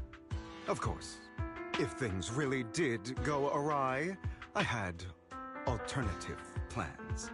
You wouldn't be so arrogant as to think I'd bet everything on you, would you? You're insane. No, I'm flattered. So what exactly is the purpose behind all this?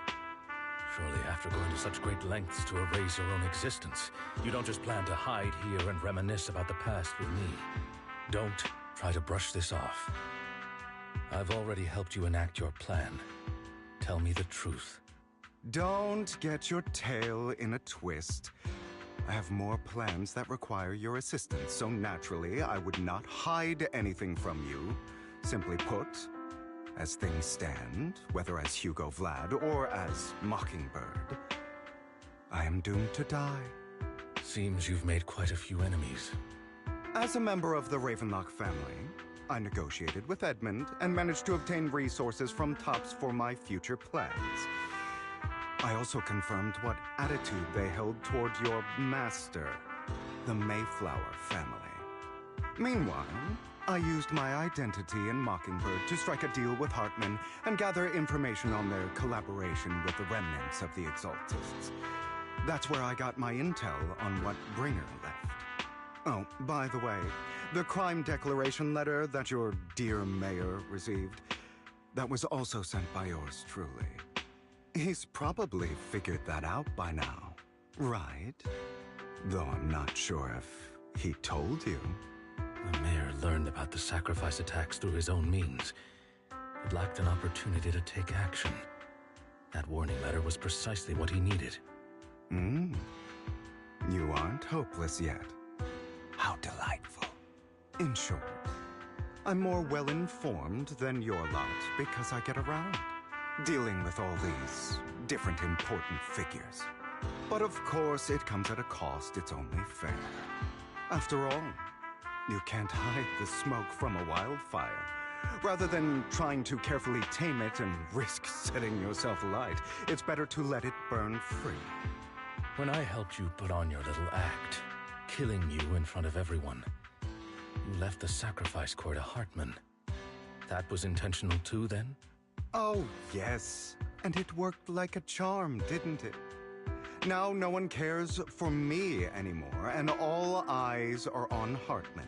A perfect situation for keeping the Ravenlock family in check while dealing a cutting blow to the Exaltists behind them. Another crucial point is Vivian and Phaethon. I must sever any ties they have with me or Mockingbird. Although I feel bad for Phaethon about what happened, but it had to be done. That's the only way they would be safe, allowing the plan to continue. I noticed that you never turned your blade toward Master Proxy.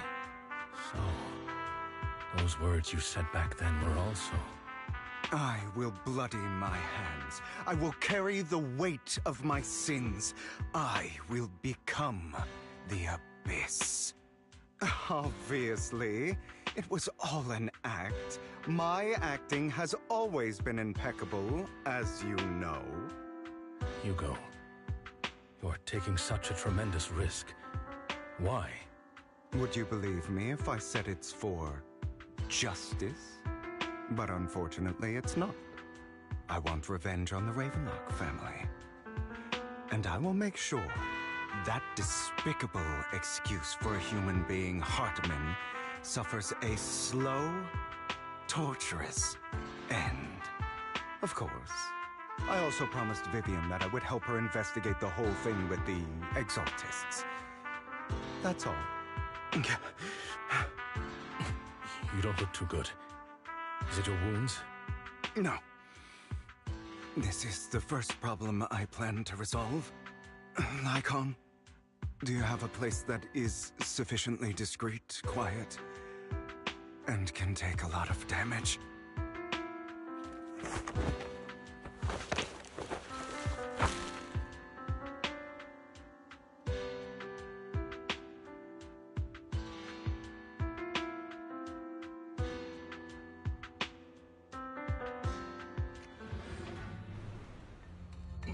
What exactly are you doing? Don't look at me like that. If I didn't have to do this, I wouldn't. Hartman recently obtained a bizarre substance, most likely from those crazy Exaltists. After use, it allows control of the victim's mind, to some extent. You were dosed with it? To be more precise, Lycon, I deliberately allowed Hartman to put this drug in my cup to facilitate our previous collaboration.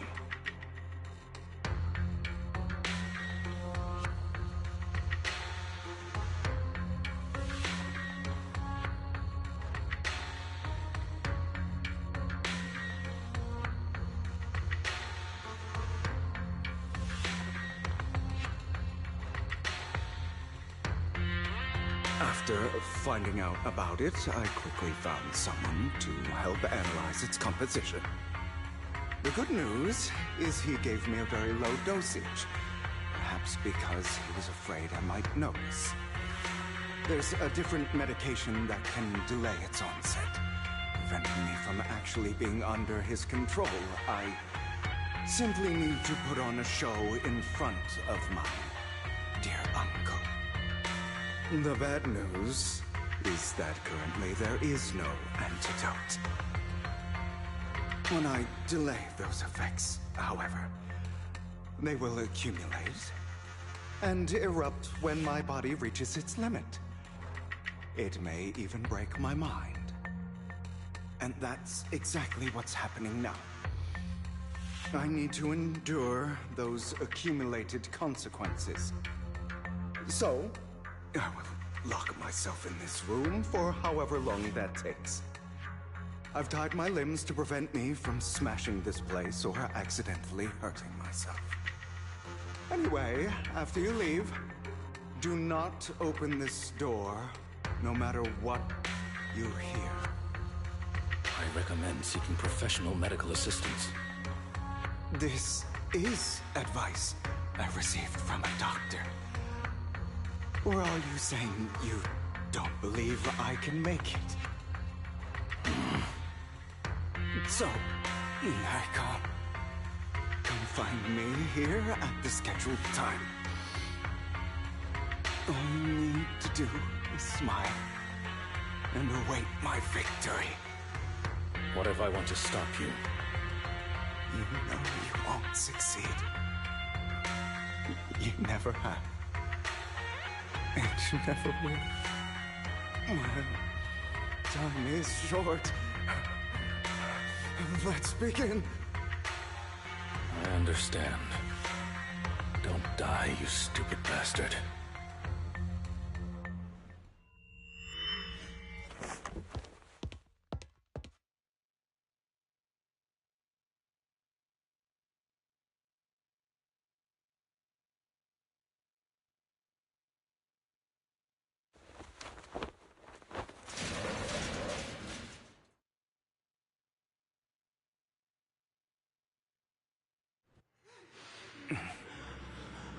Is this because the side effects haven't worn off yet? The icon's late. I'm surprised. Or is something wrong with time itself? Looks like someone's over there.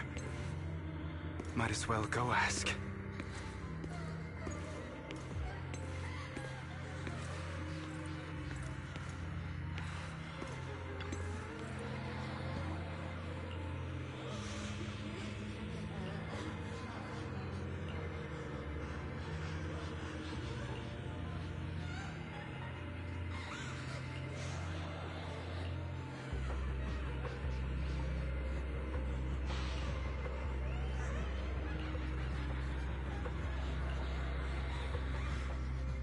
It's all your fault.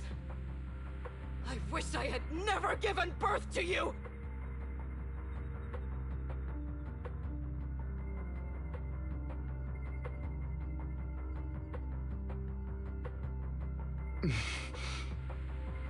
Oh, everything will get better if you just die, right? If you die, he'll come back. We'll have another, more perfect child. One who will inherit the Ravenlock family bloodline. Then I'll be able to escape this pain. So, Hugo, for the sake of Mommy's happiness, just die, okay?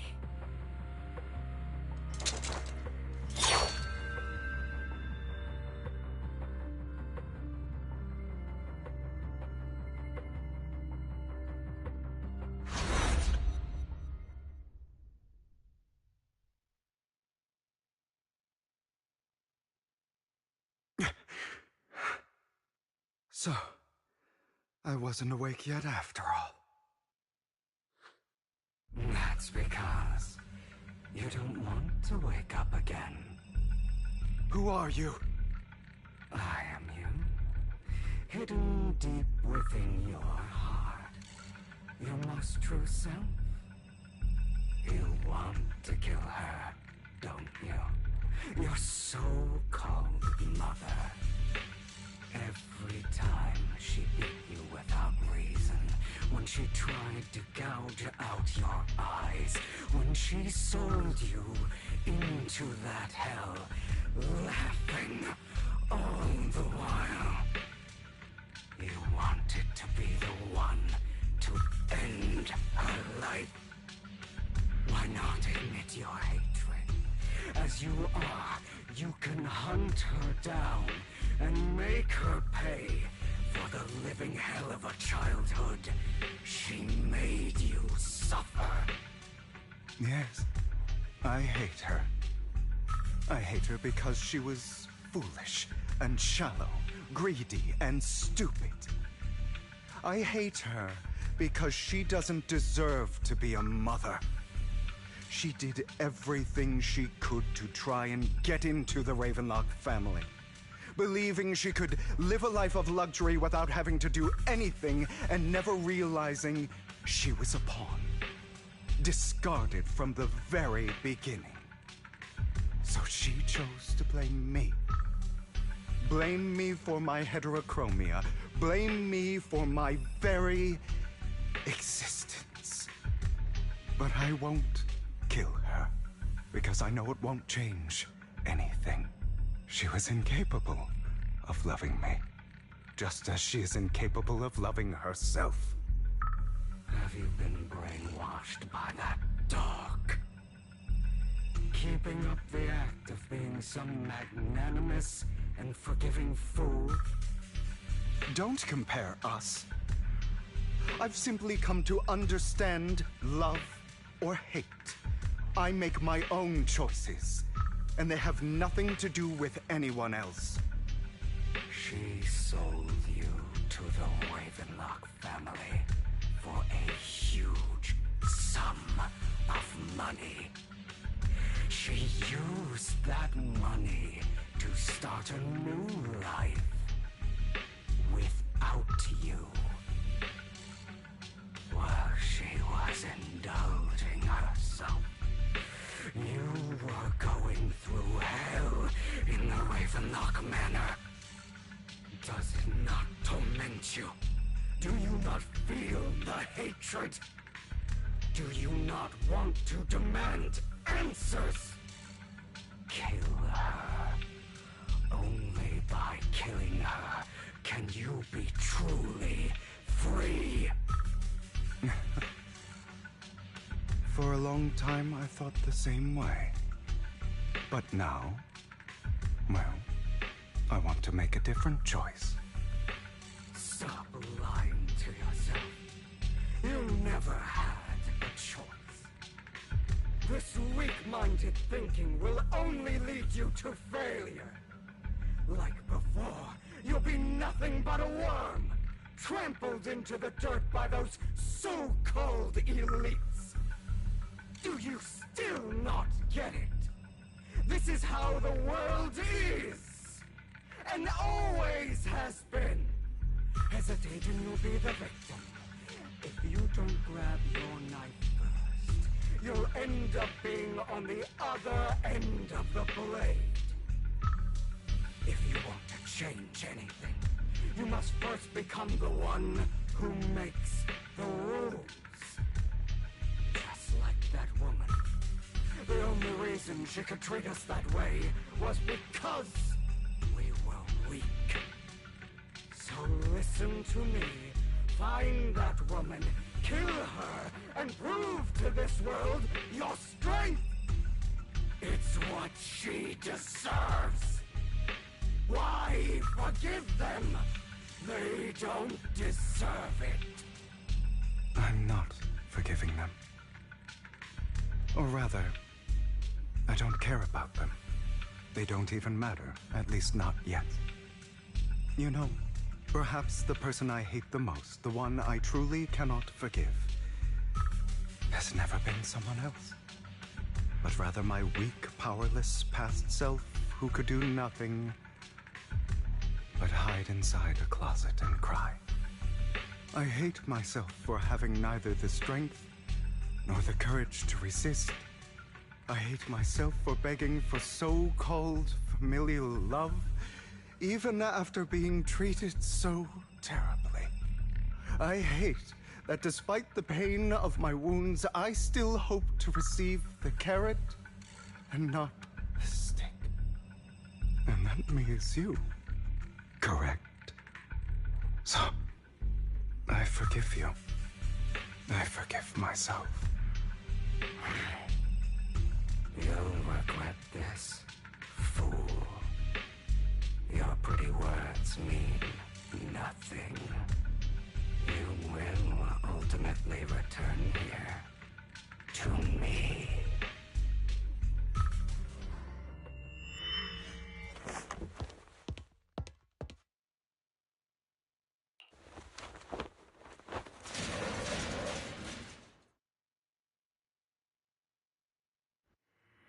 I see. This is still an illusion. I wonder who's going to show up this time.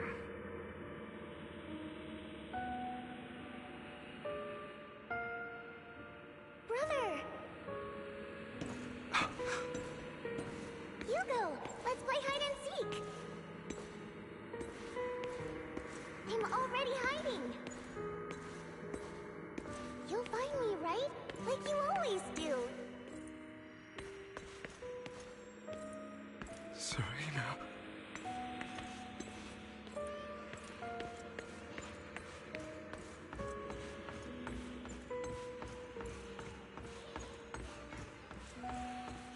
You're looking in the wrong place. I found an even better hiding spot this time.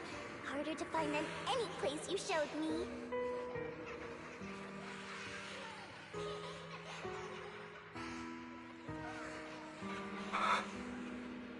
Hey, Hugo. Do you ever wonder why I had to die? It was because of me. That's right. It was because of you. It's all your fault. If only you didn't exist, I wouldn't have had to suffer.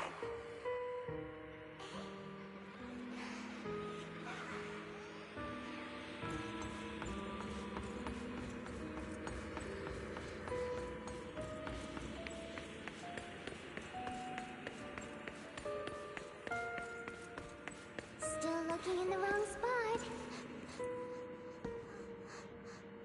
I can't believe you still haven't found me after all this time.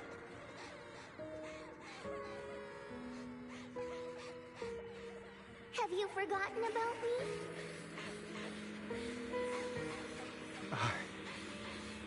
I haven't forgotten. It's okay. I'll forgive you. I'll still be nice to you, just like before.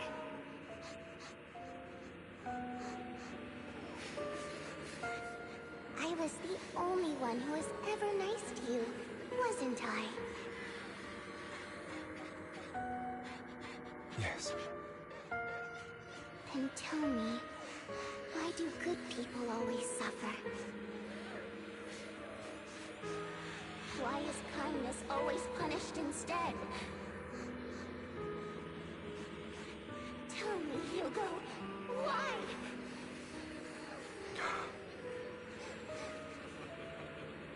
Hugo, are you lost? Go back the way you came. I left you a surprise there.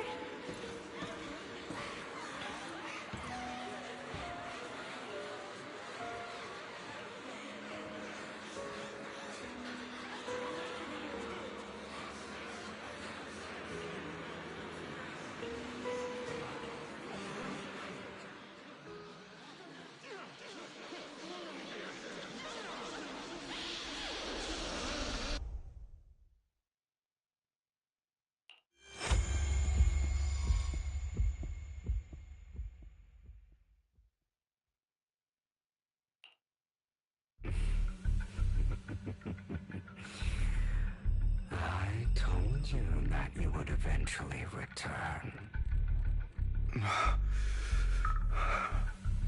We meet again, my friend. I told you, I am you. The side of you that you've always tried to deny existed. Of course. I know. This time it's about Serena. Right? Yes. Your half-sister. And the only child in the Ravenlock family who was kind to you. Unfortunately. It was her kindness that led to her untimely death. It was my fault. I don't like the way you blame yourself. Because that means I'm to blame as well. And I don't think I did anything wrong. Your mother sold you to the Ravenlocks. And your father, he saw your talent and wanted to use you to push the other children into competing with each other. My brothers and sisters wanted to get rid of me from the moment they first saw me. In their eyes, you were no more than a slave. But Serena dared to treat you, a slave, as if you were human. And so, she was fated to die. They tried to kill me many times, but I was careful, and they did not succeed. So they killed Serena, who was weaker, an easier target, and pinned everything on you. Serena died in your place. Those cruel brats thought that by reporting this to Father, they could use it to get rid of you, a rival who threatened their positions. Yet, not only did Father not blame you for the incident, he praised you for it. In this world, only the ruthless, cruel, and merciless can stand at the top. And that's exactly what you managed to live up to, no? You found a perfect opportunity thereafter to catch the ringleader of the group who framed you and almost beat him to death.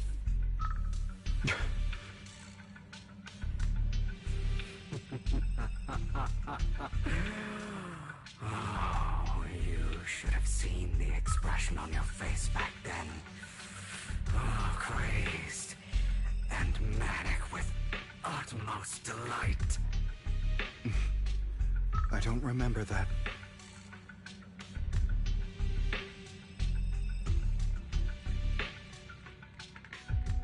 Here you go again, trying to deny your desires. Deep down inside, you've always wondered, asking yourself why these evil people never got the punishment they deserved. Why the world is so unfair. Don't you want to rip them to shreds?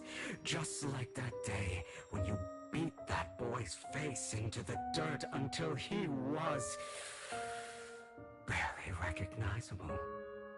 His disgusting blood staining your fists. Recall your exhilaration, your cathartic release of rage, that outpour of hatred. That victory belongs to you.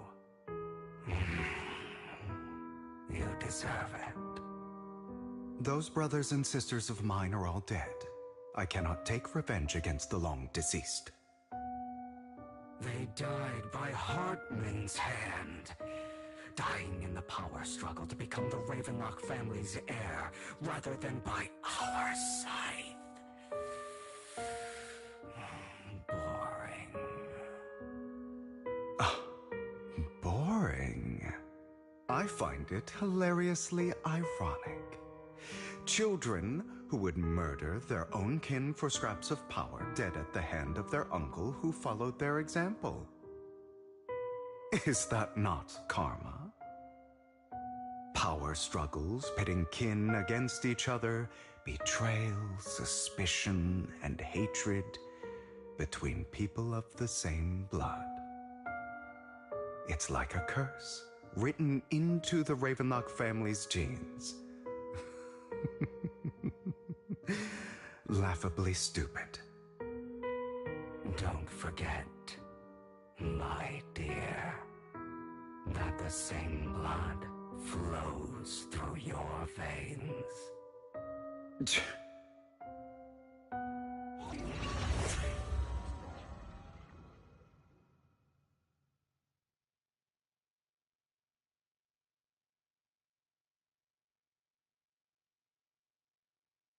That's right, my dear nephew. No matter how much you deny it, the blood of the Ravenlock family flows through your veins. Survival of the fittest. Only the strongest deserve to live. Only the strongest deserve to rule. This is the path of success that has led the Ravenlock family to victory countless times. A blessing and a curse etched into your flesh and blood. As long as you live, you'll never escape the mark of family. You are destined to one day become someone like me, like your father.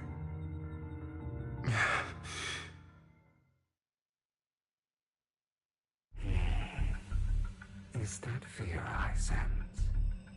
I can see you trembling. Why does the Ravenlock bloodline terrify you so? I won't become like my father. Never. You won't become a failure like him. So relax. Our power eclipses him, and so does our ambition. So, do not deny your own desires. Do not resist your own ambition. This is the talent you were born with. The best gift fate has ever given you. Admit it. Deep within your heart lies a spark, yearning to ignite a raging inferno that will burn everything down. And I am that spark.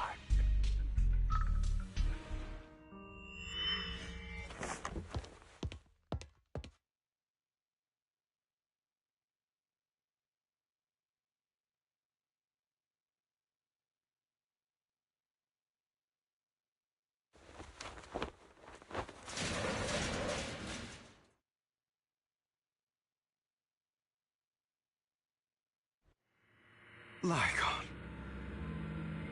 Never thought I'd be this genuinely thankful to see you.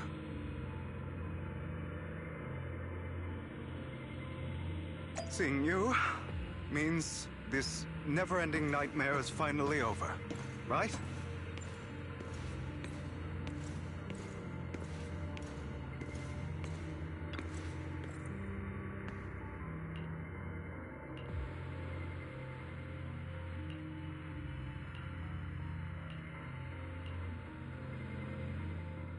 I don't want to hear something like that from you. You have no idea what that man, my father, is really like. A person who stops at nothing for their own interests and ambitions. Just like what you're doing right now. And what do you think I'm doing this for? All of this was part of your plan. You knew where the Ravenlock family was going to be, so you set Mockingbird's target there. To seek revenge, you plotted to assassinate your own father, but he was too vigilant, and you failed. After almost being assassinated, your father was furious and locked everyone in the hall, but was unable to find the assassin. And what a coincidence that a hollow disaster just occurred in the vicinity. So he used it to eliminate all the unfamiliar faces there, turning them into victims of the hollow, an easy feat for the Ravenlock family. So, the one who killed innocents was my father, not me. You knew what choice an extremist like him would make, and you used the chaos to once again attempt an assassination. This time you succeeded. You killed your own father at the cost of innocent lives. Admit it, Hugo. You don't care about anyone else. The only thing you care about is your revenge. How is that any different from your father? Enough. I'm tired. I may hate him for betraying me, but he wouldn't say something like that. What? You aren't Lycon.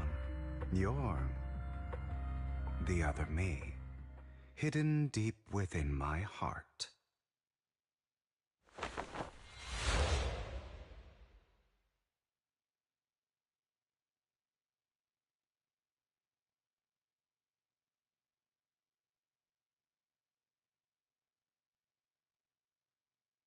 I've been waiting for you, my dear.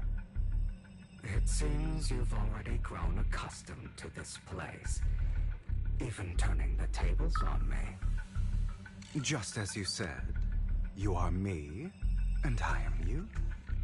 There's no such thing as having an advantage over oneself. We are ultimately one and the same, forever inseparable. Then you should know what I want to say. When you and Lycon split, you didn't even try to clear up the misunderstanding, didn't deny or argue against what he said.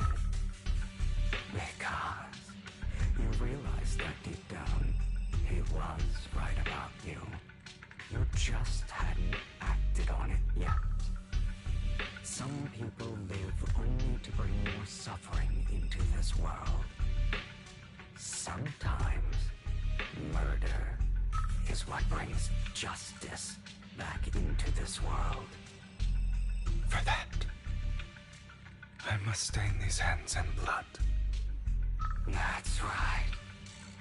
Just like what you said before you faked your death. Were those words really just an act? To slay the dragon, you must first become one with sharp claws, winding fangs, and strength enough to destroy anything. You know the truth better than anyone.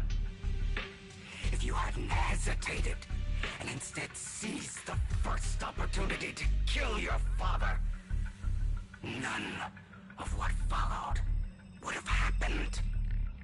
Innocent civilians wouldn't have died. Your partner wouldn't have lost an eye and both legs trying to save people. And Mockingbird would have never gotten to that point. You can save more people. Save good people. Save more lives than the evil ones you take. I've spent countless hours in regret over that incident. So why not submit to your true nature? You want to be the judge, jury, and executioner of this world. And you can. I wasn't responsible for Father's death. The true mastermind is my uncle, Hartman. His schemes to kill the head of the family were all so he could take control. Mockingbird was simply unlucky enough to get caught up in it. So, for a behemoth like the Ravenlock family, with its roots so deep, a single person's death, regardless of who that person is, wouldn't change anything.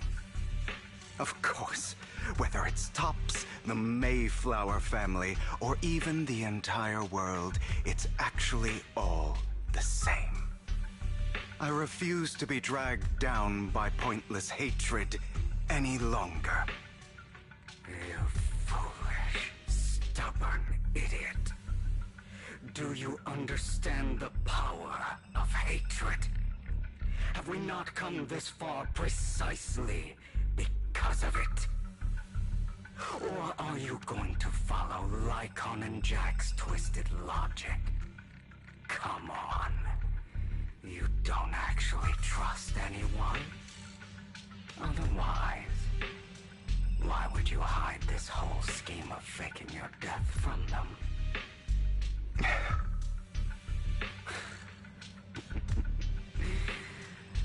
You've built an impenetrable wall around your heart, keeping everyone out. Of course you are right to do so. No one in this world can be trusted. Always. All you'll receive is hatred from your own blood and no love. Suspicion from your companions, and betrayal that comes all too easily. But the most ridiculous thing is that you want them to trust you. You stay silent and long for them to notice your suffering. You yearn for your companion's understanding and trust. Idiot. That's why you are incapable of exploiting them for your own ends. You care about their safety even more than your own. But remember, only the weak need companions. And we are children born from hatred. We are different from them. I will never be like them, and I don't need to be. Come, let me show you what powers we can wield. But you are me, and I'll never lose to myself.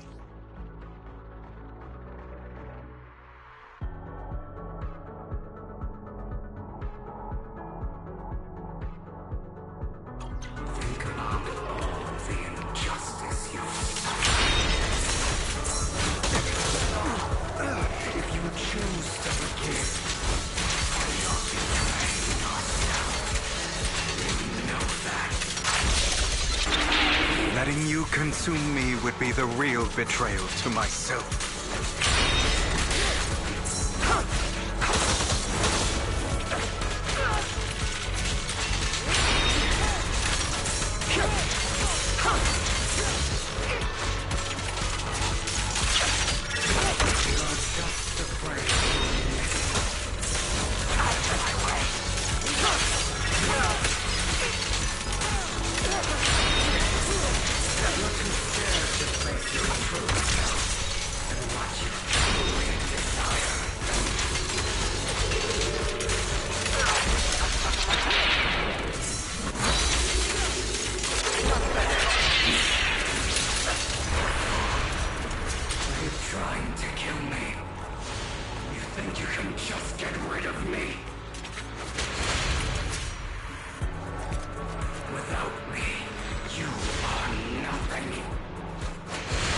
For what it's worth, thank you.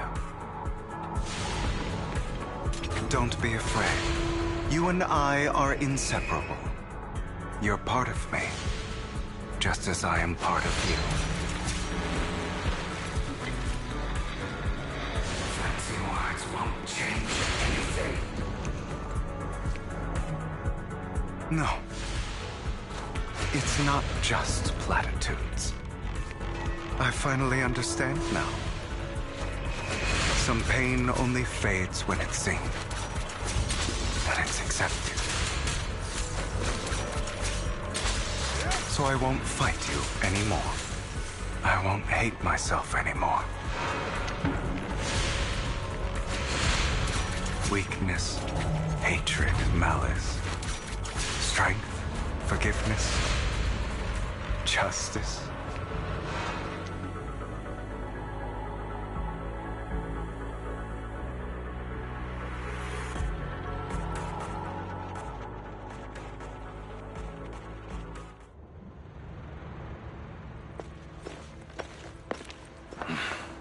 Hugo, it's time.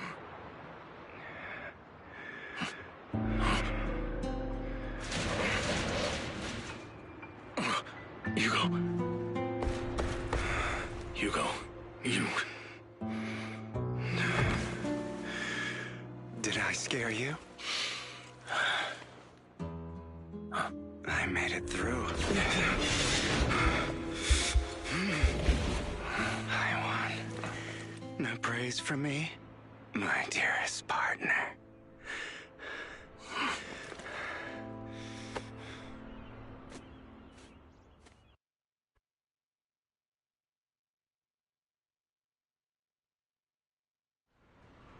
This is just like what I saw in my dream.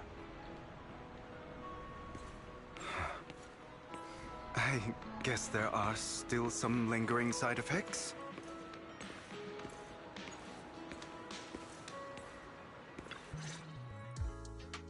Ah, my former partner. You're still as punctual as ever. Are you sure you are fully recovered? How about we fight? And I'll show you how recovered I am. I refuse to fight someone who is in need of medical attention.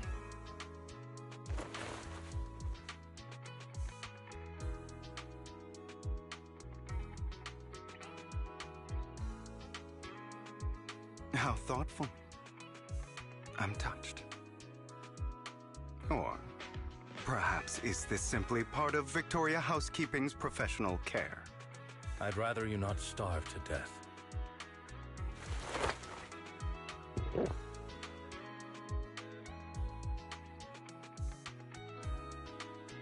Not to your liking.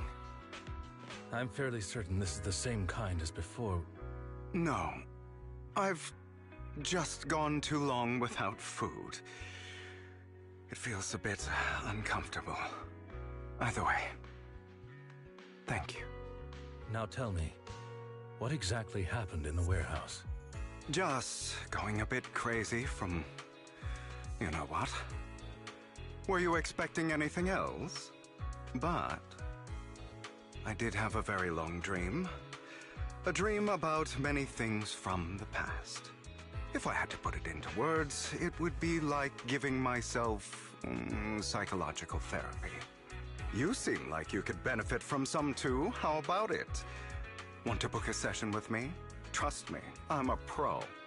Seems you really have recovered. Well, of course. I'm feeling pretty great right now. Like I could argue with you all day on every petty detail of who exactly was in the wrong back then. I wanted to ask, what you said about Mockingbird before, when you faked your death, was that part of the act? You mean the part about how Mockingbird has never really changed anything or saved anyone. I didn't expect you to still be so hung up on this. Interesting. After all, it was you who chose to betray Mockingbird. To betray me. Just as I said before, I never considered Mockingbird a failure. Perhaps Mockingbird deviated from its origins, but it has its value. You shouldn't reject the things you've done. Or Mockingbird. I have contemplated this before. Yes. Mockingbird has helped some people and has genuinely managed to cause trouble. For those who abuse their positions of power for evil. Yet those in high positions still possess immense resources, and the people we helped remain destitute and suffering, willing to become slaves to those in power for scraps. But just as you said, even if what we did was childishly idealistic and flawed, As little as we actually achieved, even the slightest change is by no means meaningless. Nothing holds more value to me than Mockingbird.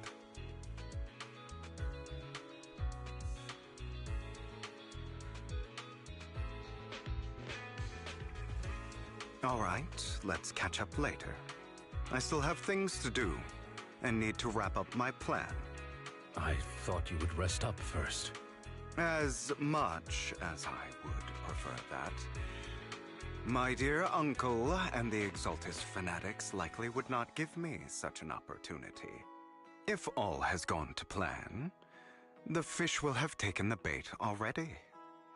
And if everything goes very well, I'll soon have solid evidence of the Ravenlock family's crimes. Well then, thank you for your assistance, former partner. Let's part ways here. I'll go with you. Lycon, surely you don't think that because I just recovered, I'm too weak to deal with those useless fools. Hartman's actions will disturb the safety of New Eridu. As I serve the mayor, I should intervene. Very well, whatever.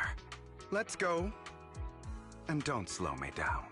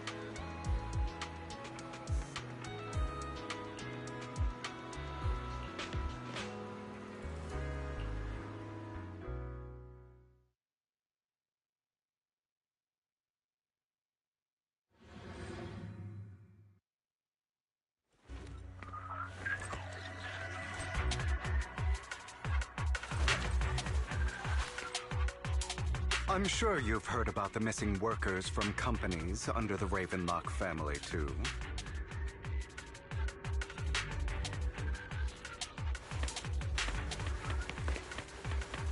I know where they are.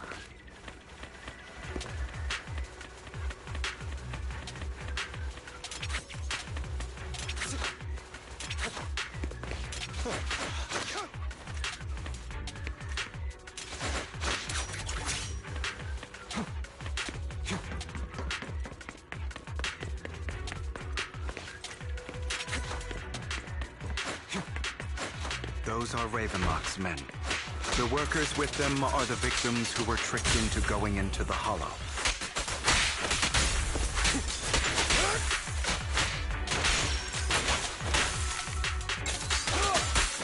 Come on, let's get them out of here. Understood.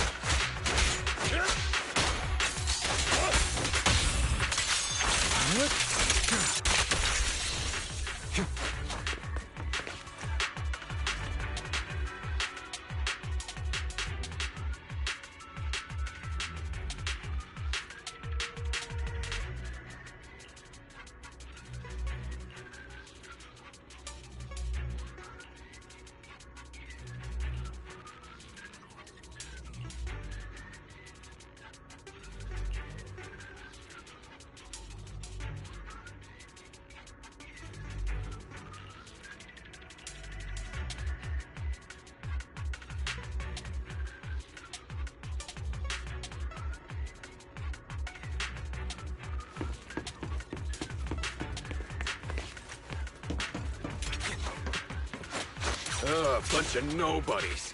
Annoying as hell. Kill them! You're welcome to try.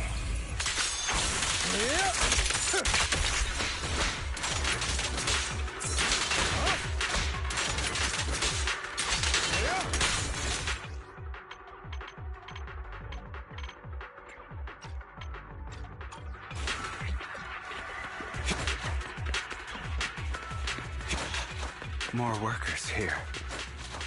And quite a lot of them.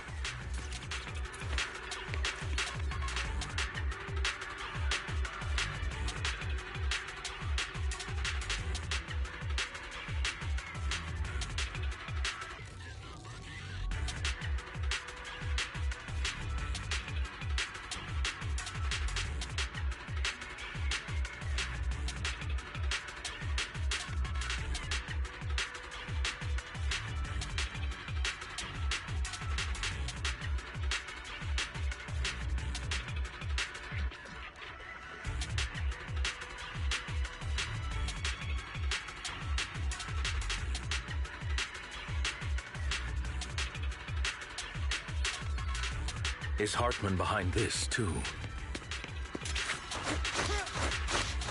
Of course. He threw them into the Hollow like offerings for the Exaltists.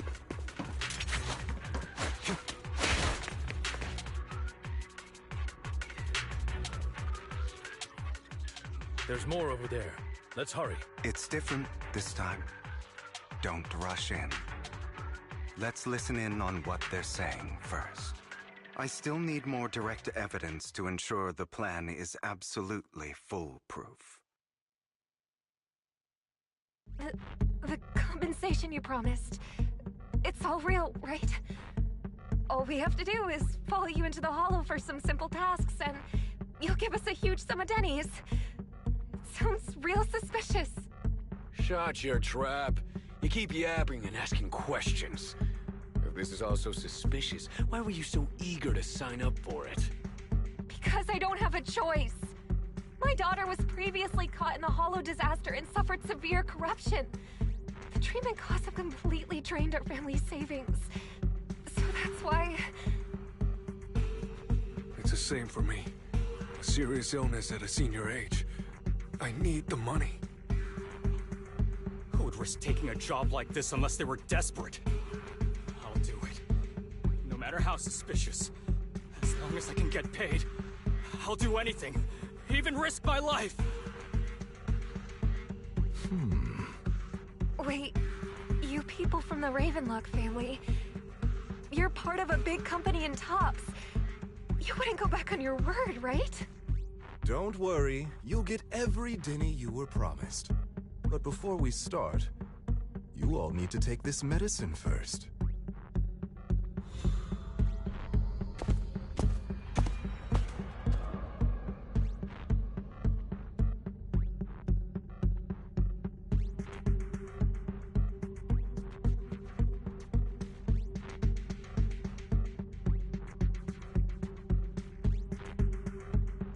Bro, should we really be doing this already? these workers keep talking. We're wasting time like this. And the sooner they take it, the sooner it'll be over. Consider it an early release for them. What? You didn't say anything about having to take pills before. Look, this is good stuff, all right?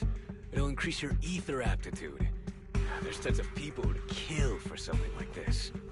Exactly! You'll be working in the Hollow for several hours. This is essential medication. You have to take it before we continue. If you refuse, then you can forget about the job. Of course, you won't receive the compensation either. Lycon, what are you doing? Rescuing those workers, of course. There's clearly something off about those pills. We can't let them take them. Now is not the right time. As I said, we need more evidence to ensure the plan works. And as I said many years ago, you can't exploit innocence to achieve your goal. So that's how you see it. If that's not what you want me to think, then explain everything to me. All right. It's a little complicated, but simply put, these workers will be fine. Of course, it's your choice to trust me or not. But if you try to rush in, I will stop you. I trust you.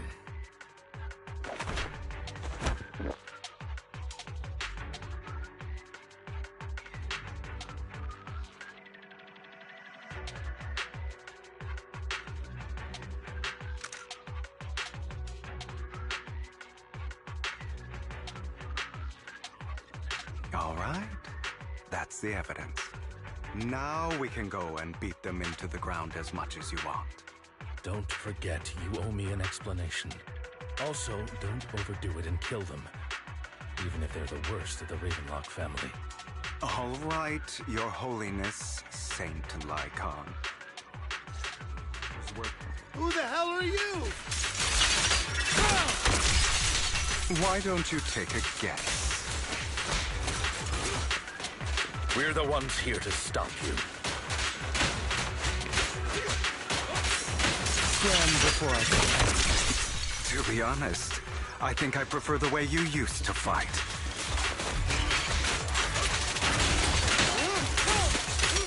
You had a lot more aggression.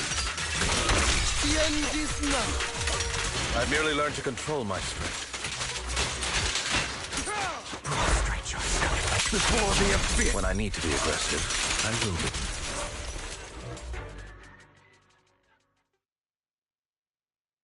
God damn it! Who the hell are you? How dare you mess with the Ravenlock family? Ravenlock. Savor the name while you can, for it will soon cease to exist. What's that supposed to mean? It means exactly what I said. I think this might be good for you. Sever your ties while you can. You still have a chance to walk your own path. The family's honor comes above all else. Is that really what you think? I saw the compassion on your face just now. You're not from the main family, right? That's why you were assigned to these trivial tasks. But in reality, there's no need for you to keep playing this boring game for them. I don't have a choice. From the moment I was born into the Ravenlock family, You always have a choice, if you're willing to act. All right, let's end the small talk here.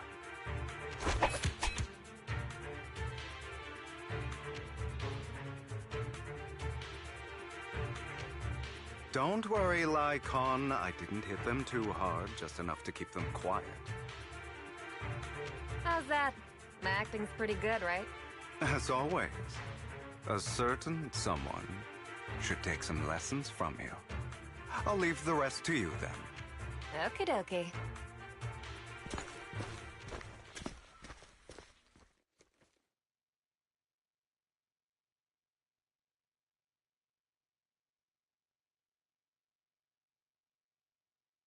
Okay, now can you tell me exactly what's going on here? As you can see, that worker just now was actually an informant of mine. The pills were swapped out with vitamin tablets. Outside of this batch, some workers have already taken the actual substance Hartman has. But rest assured, the antidote for it is already in development. I found the best in the field to help, and with the data I collected before, we should have results soon. I wanted to ask, the reason you decided to lock yourself in a room and endure the effects of the drug, besides getting evidence, it was also to collect data on this drug in order to create an antidote, correct? It seems you're not completely beyond hope. I thought you were just being stubborn. Sometimes I wonder if you know me at all.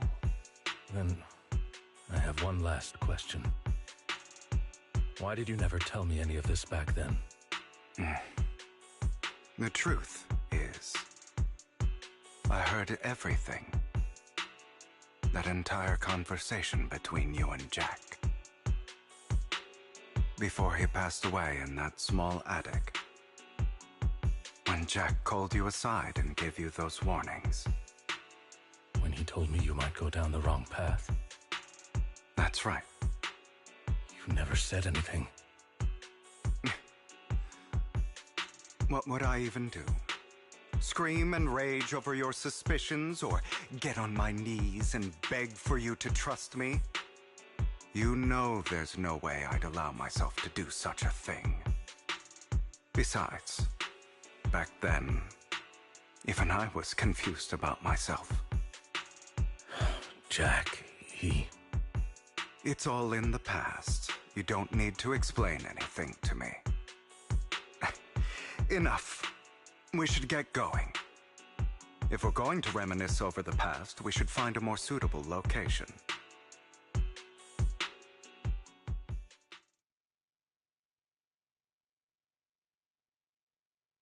Icon? That incident back then. I didn't do it. It was a scheme Hartman devised to take over the family. It was Hartman who killed my father, too. I only discovered the truth long after the fact. I did indeed attack my father, and I thought he was dead. But he wasn't. I couldn't kill him. And even before that, if I hadn't hesitated, none of what followed would have happened. Even now, I still think they deserve death. But I no longer care to personally deliver that fate. They're beneath me. And I have more important things to do. I know we may never agree on that point, Lycon. I once wanted to fight against those ugly truths that defined me, but I discovered that the more I rejected them, the more painful it became. So, I could only accept that crazed, hateful, and malicious side of myself. As long as I know I will never become like my father, like Hartman, that is enough for me. You've changed. But I think that might be a good thing. Don't patronize me. You've changed a lot too, compared to before. I still disagree with Jack's words, and I won't forgive your betrayal. I will walk the path I believe is right, even if I must tread over thorns and through the mud. But I will also allow you to walk your own path. Lycon. Should I say thank you? You're welcome. Come to think of it, we haven't talked about your legs and eye. It was just an accident, not your fault. I'm doing well now. I hope you are too. On the contrary, perhaps I should be the one apologizing. I misjudged you. I used to think you wanted power, that everything you did was for your own ambitions. I thought you wanted the power to pass judgment on all in this world like a god. I am a god. I am my own god. Or you could say that in this world, everyone is their own god. There are many things that we are powerless to change. But there are also many choices we can make. Just as I said before, I am the only one who can kill me or save me. I'm glad you think that way. Let's go. I still have one last thing to do. To witness the end of Ravenlock.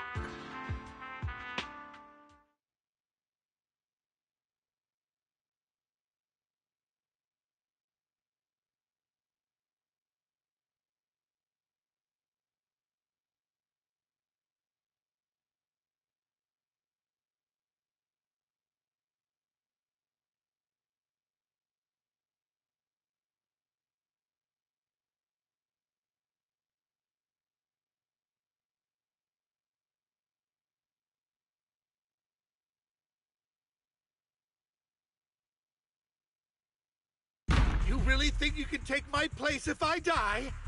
Never, you filthy bastard! Your little tricks mean nothing. As long as the Ravenlock family stands, I can still get back on my feet. You still don't get it, do you? This was never about avenging my father. And I don't care about taking your place. I didn't come this far just to kill you. That'd be pathetic. Right on cue. Why don't you take a look at this, Uncle? On behalf of TOPS, I'd like to clarify that we had no involvement in the Ravenlock family's actions. TOPS is officially terminating all partnerships with the Ravenlock family, effective immediately. We will have no further affiliation with them. Are you crazy? What the hell do you get out of ruining the Ravenlocks? You want to be a petty thief forever? Thief? Oh, Uncle. Allow me to reintroduce myself. I'm the name people whisper about. The one who robs the rich and gives to the poor. I'm the master con artist who can fool anyone, anytime. I'm the leader of Mockingbird. The one who turns every headline into my own stage. I have friends who'd catch me if I fall, partners who'd shed tears for me, and allies who always have my back. I am Hugo Vlad. You're the one who needs the Ravenlock name. I never did. You ungrateful bastard! You should have never been born. You flatter me. Same goes for you, Uncle.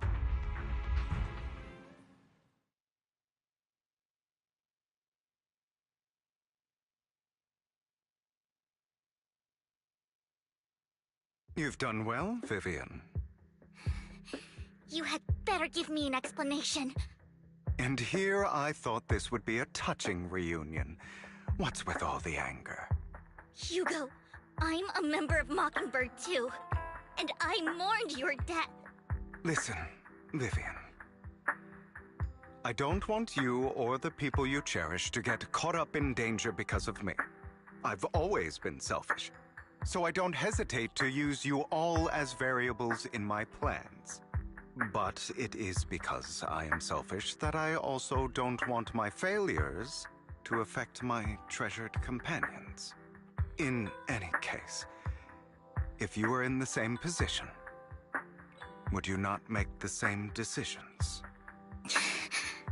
Lycon's taking care of everything outside. We should go. Also, Belle, thank you. And I'm sorry for the whole act where I threatened you. It was the only way for Hartman to drop his guard against you and leave you be. I, Hugo Vlad, am forever indebted to you.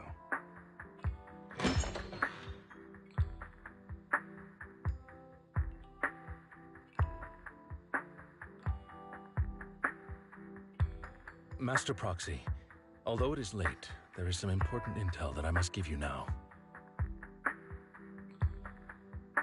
So, Lycon, you knew about Hugo's plan to fake his death? I was simply playing along. After all, I could not determine whether Hugo's plan would pose a threat to you. You are a student of the mayor's late friend, and I am obligated to protect you. You still have that habit of finding awkward excuses when you're embarrassed. Mr. Hugo Vlad, if you have any important intelligence to share, please do so with haste. I need to return to rest before midnight.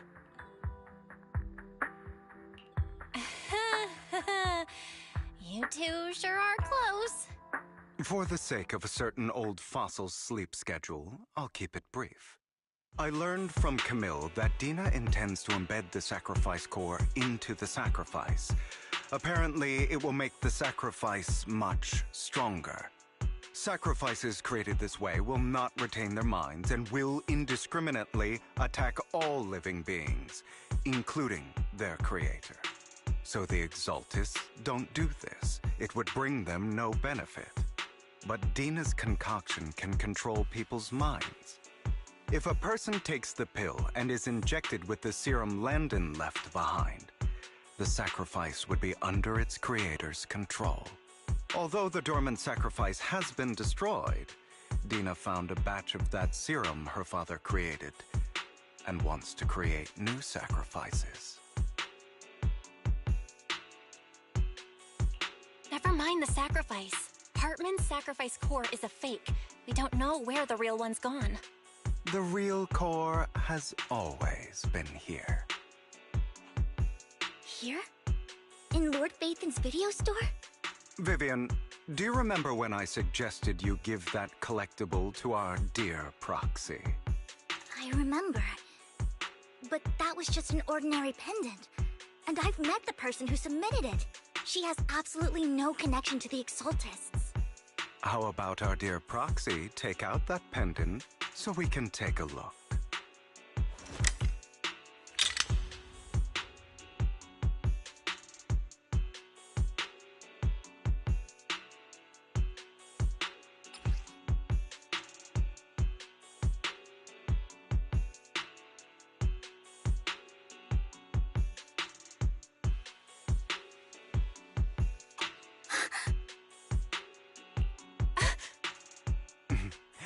I'll take your surprised expressions as a compliment for my little trick.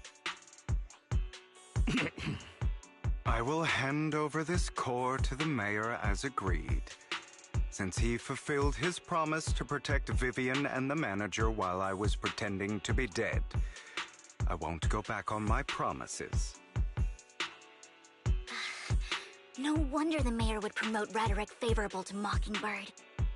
I can't believe I thought he was actually being sincere. Since we have the sacrifice core, all we have to do now is stop Dina from using innocent people to make more sacrifices. Yes, and we need to destroy the last batch of Landon's serum. Hopefully with no options left, Dina will give up her obsession. All right, that's the important stuff. I'm going to go and confirm where Landon's serum's been stashed. I'll contact you again once I have something.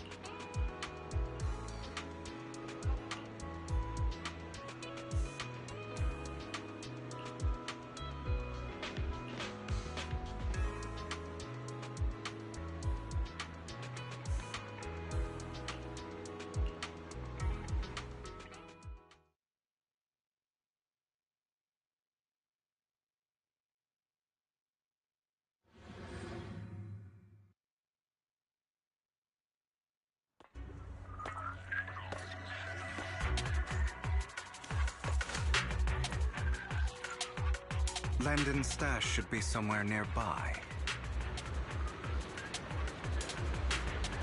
I did some digging. Some of the missing workers were brought here too. Would you like to stand under my parasol with me? Dina's getting ready to make her move. Don't touch me. Don't worry, we'll clear them out. What? Can't handle it? Don't get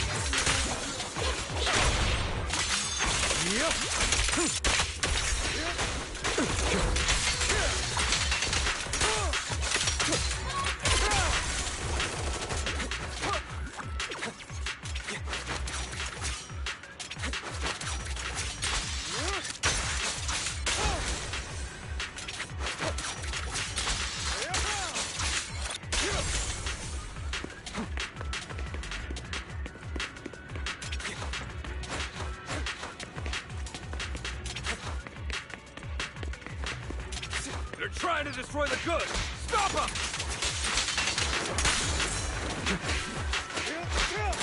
We need to take care of the guards first.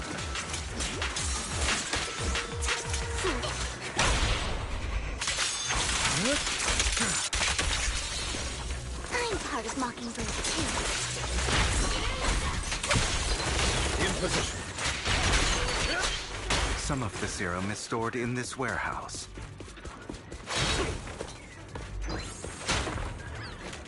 You're not taking anything from here. Hugo, get the guards first.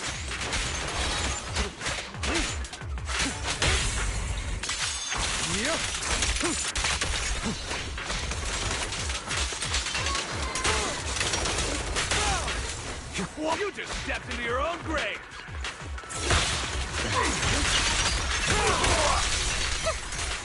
Fools.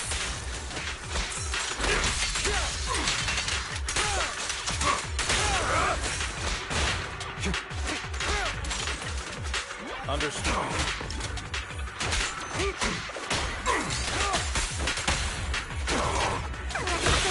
Well done.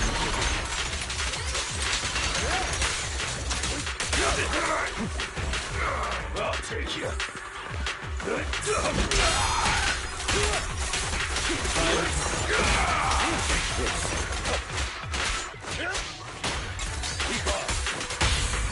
I'll write the ending to your nightmare. Repent!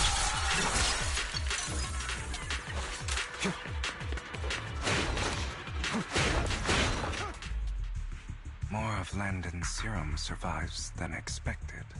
Fortunately, since they're still here, it means Dina hasn't executed the final step of her plan. There's likely a lot more stashed around here. Our actions here won't go unnoticed. Perhaps they're making plans to deal with us on their side. With Landon and Dina's concoctions combined, she may be capable of creating a sacrifice that obeys her. How about we split up? Hugo and Lycon will destroy what remains of the substance around here, and Vivian and I will go search elsewhere. Very well. Let's go with your plan. But be careful if you encounter Dina and her people. According to Camille, she's absolutely obsessed with completing her father's dying wish. Who knows what she may try. Let's part ways here for now. And perhaps the other manager could use EOS to guide us. Sure. I've been feeling better these past few days, so just follow me. It's only now that I realize how fortunate we are to have two Lord Fafins. Although, I feel like our work's doubled. In the past, Belle and I would only ever work on the same route. Greater power means more responsibility. And in any case, I'm sure the mayor would be able to provide double compensation. He's a very generous person, after all. Right, Lycon? I will request additional compensation from the mayor. Compensation is just one aspect. It's one thing with Belle being in the Hollow in person, but now with us working on separate routes, I can't help but worry even more for her safety. Oh, but I trust in your abilities.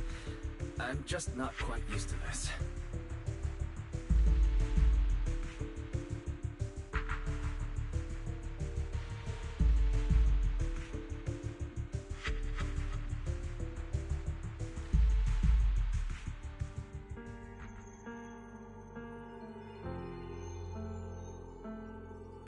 future I saw, Lord Pathan.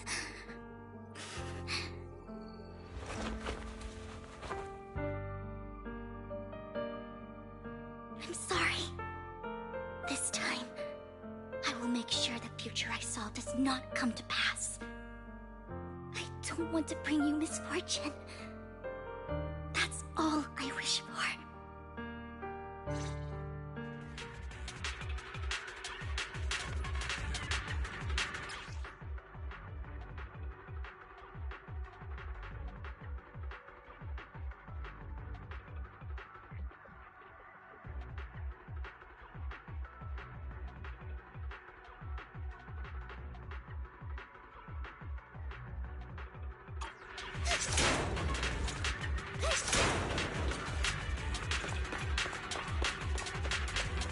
Leave this to me, Lord Phaethon.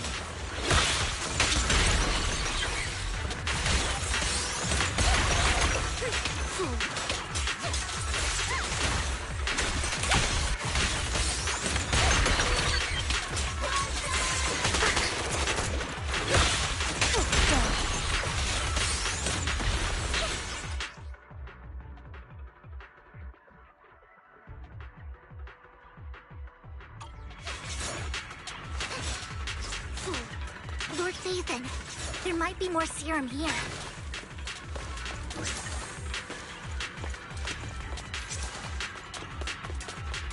How dare you steal from Lady Dina! I'll try to go easy on you. No promises.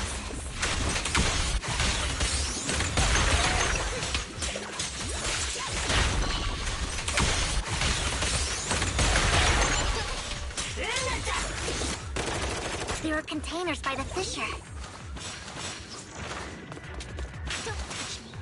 There's got to be something inside. Let's try.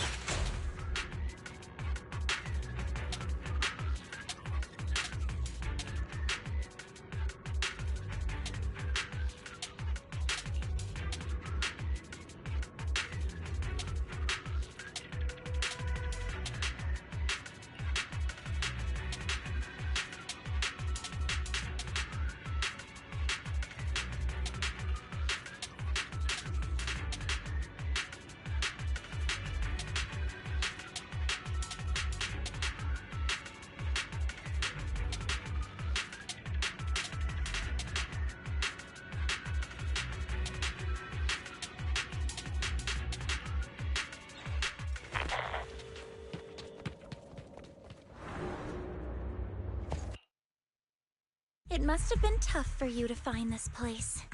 Vivian, if you had stayed out of it, I wouldn't be so eager to get rid of you. Those people have been taken to safety. You're all out of options. They're just mere test subjects. So what if they get away? There will always be people consumed by greed. And therefore, they will come willingly to me. In any case, what are a few sacrifices in comparison to the completion of Father's grand ambition? Dina, you deceived those people. They didn't come willingly to you. You tricked them, just like Landon did back then. Deceived? Father gave hope to those who had everything taken from them by the Hollows. Vivian, you once rejoiced at the hope Father offered you, too. Before Father took you in, you were no more than an omen of disaster that no one wanted. It was Father who gave you shelter and a purpose for existing. Do you remember the first time you bestowed a blessing under Father's guidance? How did you feel when that person looked at you with adoration and gratefulness? That was the first time you felt hope. Like your existence had a purpose, right?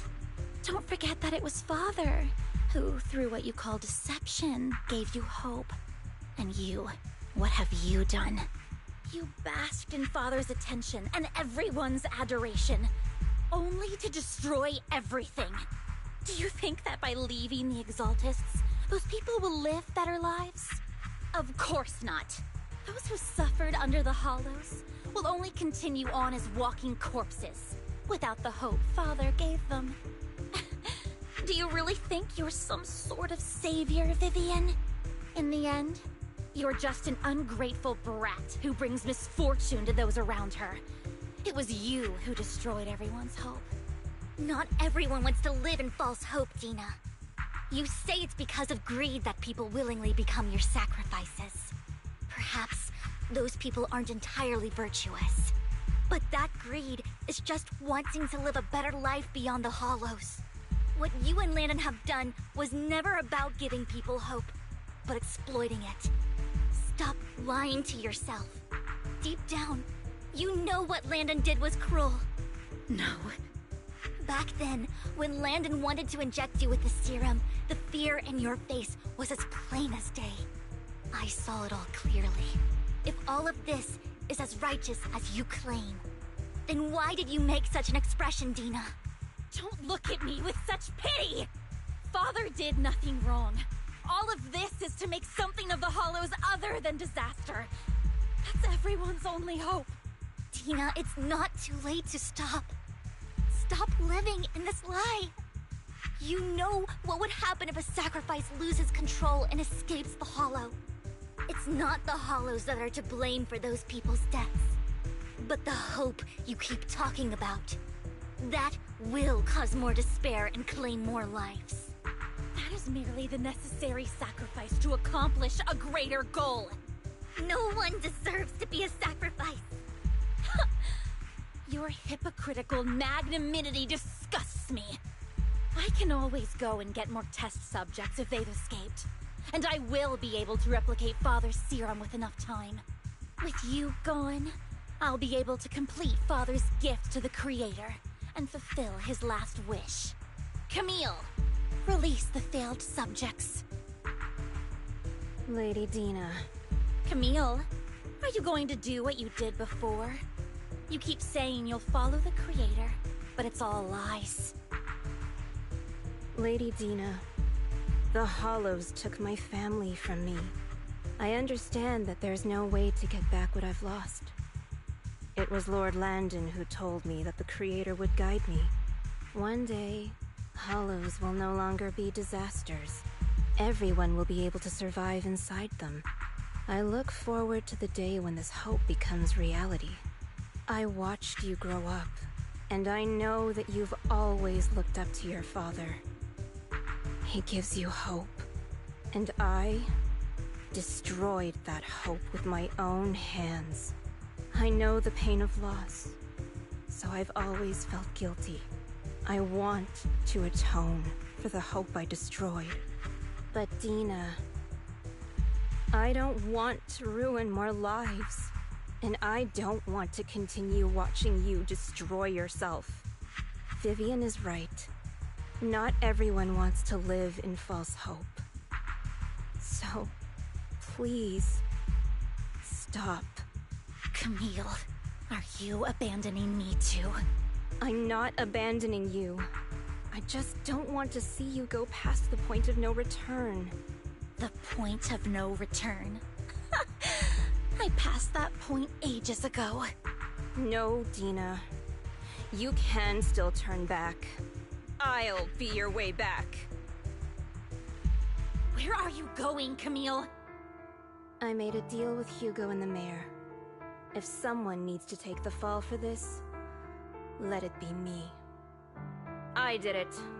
All of it. I've been forcing Landon's only daughter, Dina, to research how to create sacrifices. I colluded with the Ravenlock family for my own gain. Everything Dina did was under duress. Since I've kept her captive for so long, she doesn't have the skills to survive as an independent member of society. She'll need a caretaker and teacher. Someone who will look after her and educate her. No! I refuse, Camille! I refuse to accept this! Dina, I'm going to dispose of those failed subjects. I won't allow it! You'll die! I won't allow it! You can't leave me. I command you! You've always followed my orders, and you will follow them now! It wasn't Your orders that I've been following. My younger sister, who was stolen from me by the Hollows, also had such beautiful red hair. When Landon told me the Creator could bring me hope, you were standing there, right behind him. I was certain, then and there, that this was the hope the Creator had given me. Start over, Dina. You still have so long, so much time. You'll make friends, find people who love you, and make many beautiful memories. That's not what I want! Camille, you're not allowed to die! I won't allow it! I won't allow it! Goodbye, Dina. And I'm sorry, Vivian. I'll leave the rest to you.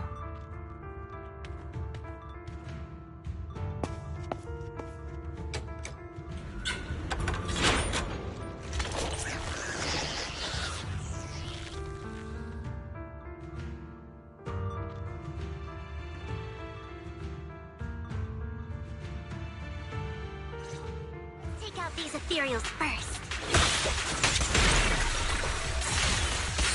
We can't let Camille's efforts go to waste.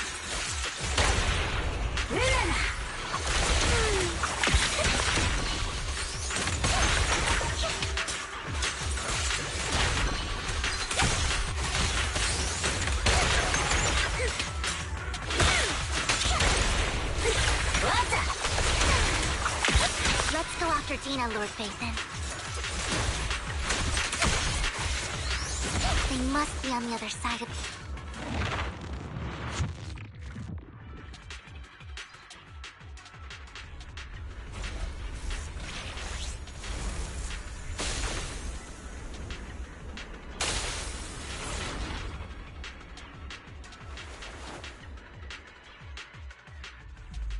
Are you satisfied now, Vivian?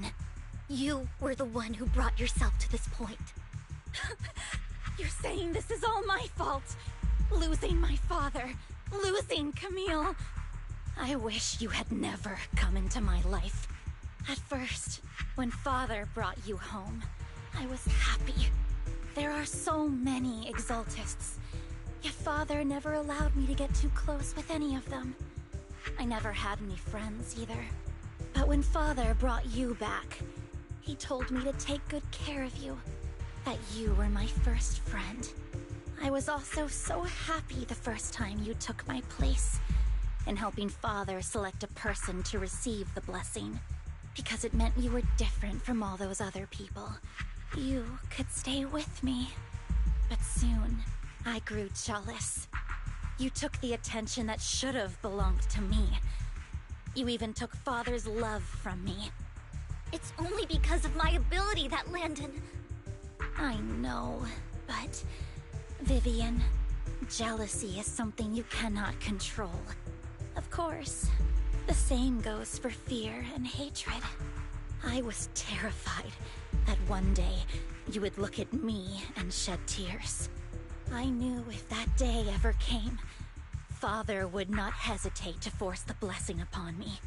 And when that day did come, I hated you for causing my father's death. Tina, you knew everything about what happened back then, so... why are you still defending Landon? And why didn't you tell me back then? If I had known earlier, maybe I could have found a way. Because it's the only thing that makes me more special than you, no? It proves I had Father's trust. I was more useful to him. Vivian, you said you wandered without a home ever since you were young, hated by anyone you encountered. You were happy to gain recognition from everyone and help Father when you were among the Exaltists. But in the end, you discovered you were being used, so you felt betrayed and hurt. Then, what about me? All I ever had was my father. I've never known a life outside of the Exaltists. Ever since I was young, my only purpose was to help Father select who was to be blessed. The only purpose I had was my father and the Exaltists. I've never been taught anything else, Vivian. It is what little value I have, and have ever had. In the end, you took even that from me, and completely destroyed it. You think you're doing good and fighting evil. You've only managed to affect a small part of your world. But have you ever wondered if maybe that's all there is to my world? I never wanted to hurt you. You were also my first friend. And that's why I wanted to save you back then. Save me? You and Camille all talk about saving me. Why don't you understand? To me, loss is so much more painful than death. Tina, you can start over. Everything Camille did was so you could live on. Let's leave the Hollow together. There are so many amazing places in New Eridu. This time, I'll take care of you. I've also met so many amazing people. I'm sure they'll love you too. Okay, Tina? Vivian, I can't forgive you. And I don't want to forgive you. I have nothing left. If what little hatred I do still harbor were taken from me, well, I refuse to be so pitiful. I won't apologize, Vivian.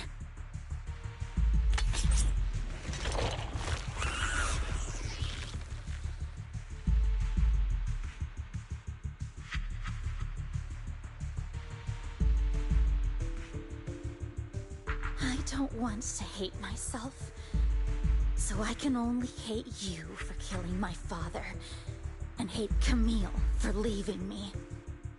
That's just the kind of person I am. Hateful and despicable. I refuse to owe anyone anything. I refuse to feel regret. I won't.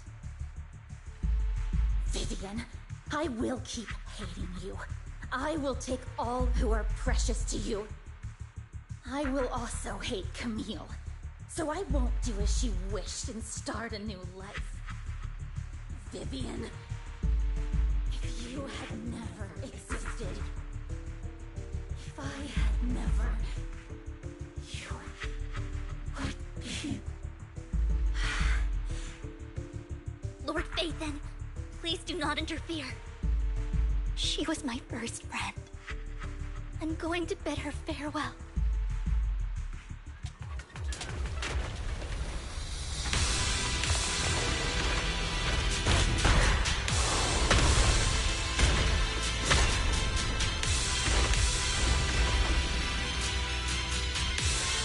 Tina, the pain will be over. Lord Phaethon, don't come any closer!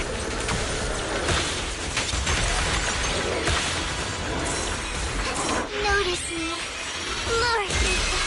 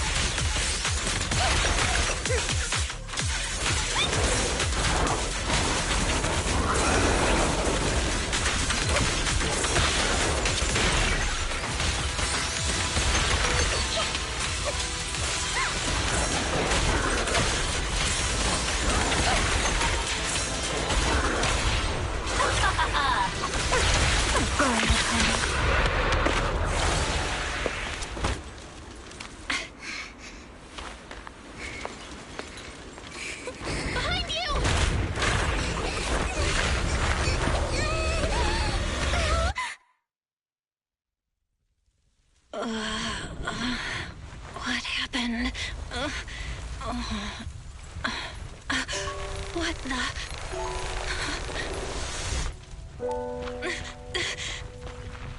Vivian!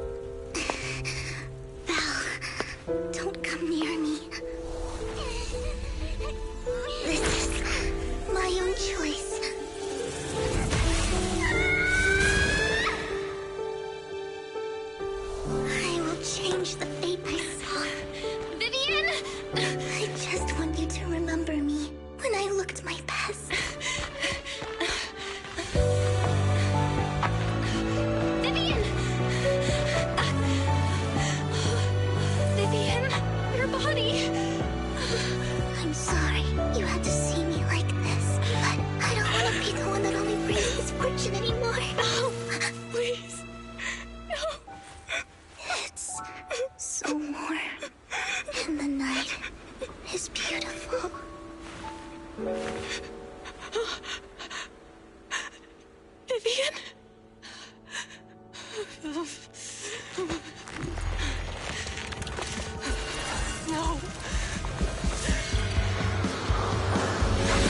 It can't end like this!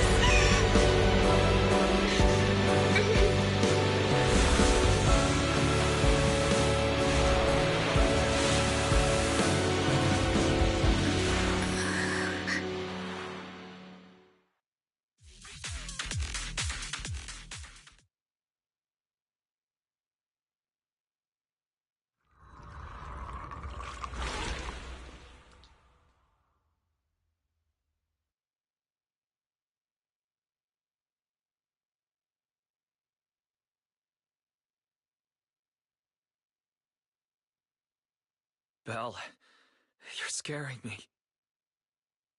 Belle, I'm so glad you're awake.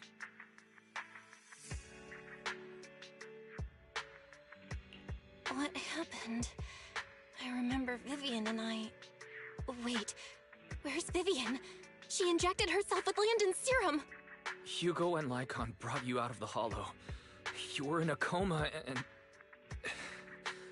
I'm so glad you're safe. And you said Vivian used the serum on herself? But she looked fine to me, barring a couple of scratches. Hugo sent a message earlier saying he got her checked over, and she was alright. Can you recall what happened? The situation was dire, so Vivian used the serum on herself to defeat the ethereals. I saw the crystallization process starting to occur. And then I can't describe it, but I think I saw something. At the time, all I was thinking about was wanting to remove the crystals from Vivian. I don't even know what I did. But then I passed out, I guess. What happened after that? When I led Hugo and Lycon there, it was just you and Vivian lying on the ground.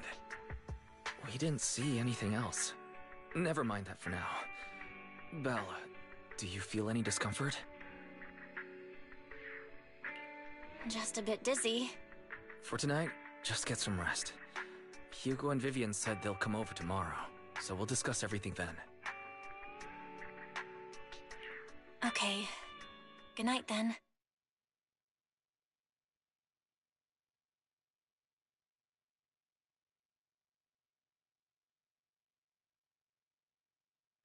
Lord Phaethon! How are you feeling? No headaches? Leg pains? Heart palpitations? Loss of appetite? Vivian? I was just so worried. Sorry. Anyway, Lord Phaethon, I'm so glad you're okay. What happened this time was all my fault. You only became an ethereal to defeat Dina. If it weren't for you, neither of us would have made it out alive. So, what happened? Belle said she saw the crystallization process start, but I didn't see anything through Eos. Hugo, Lycon, did either of you guys see anything strange? Allow me to explain. Miss Vivian told us what happened after she awoke, and the mayor arranged a full medical checkup for her.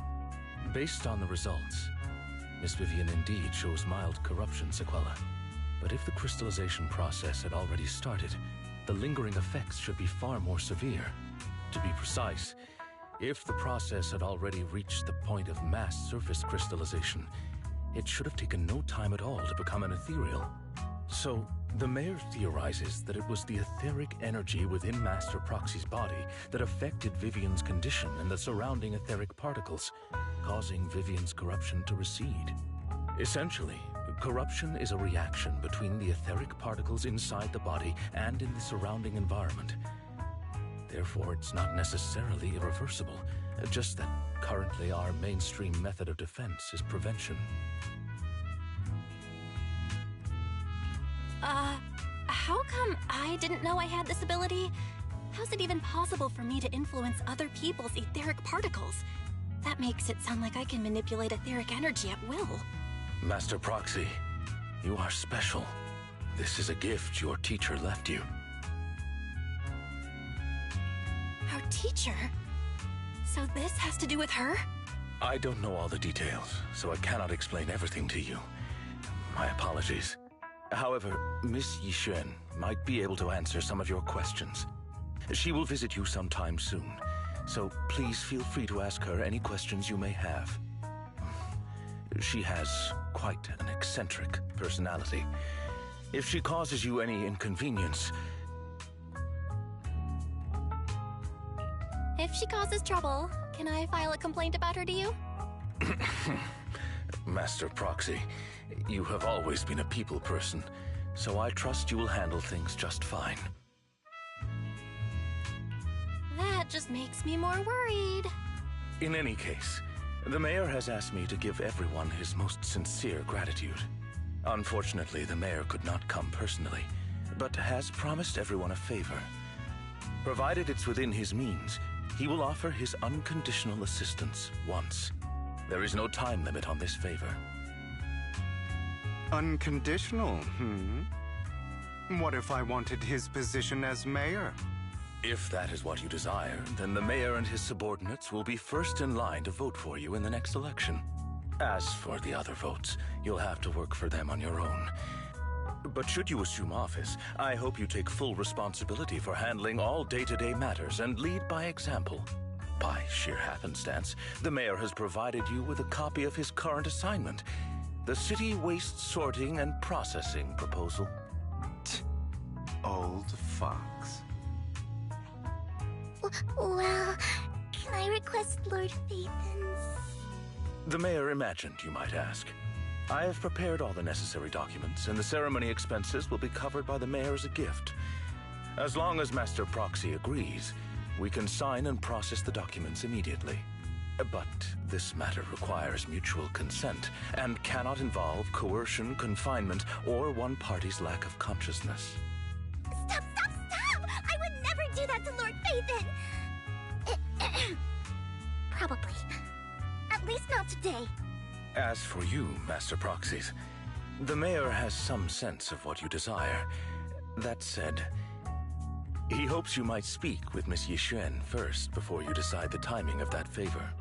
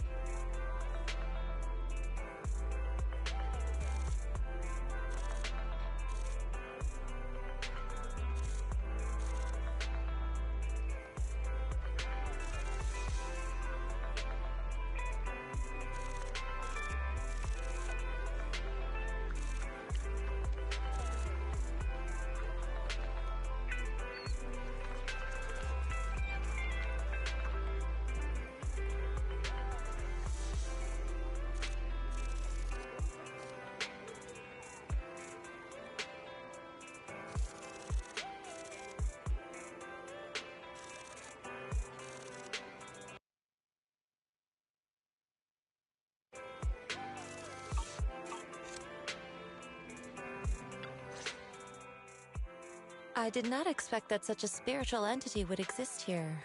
It appears this street is a geomantic gem. A spiritual entity? His name is Howl, and I guess you could say he's a neighbor of mine. Is there something special about him? No, I was simply a bit surprised. It's rare to find such an intelligent individual of this breed.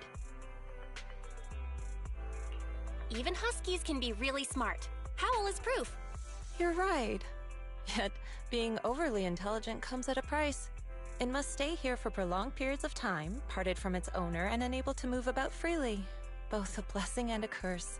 However, it seems quite happy. We've strayed a bit off topic. Since you're back, let's discuss our partnership.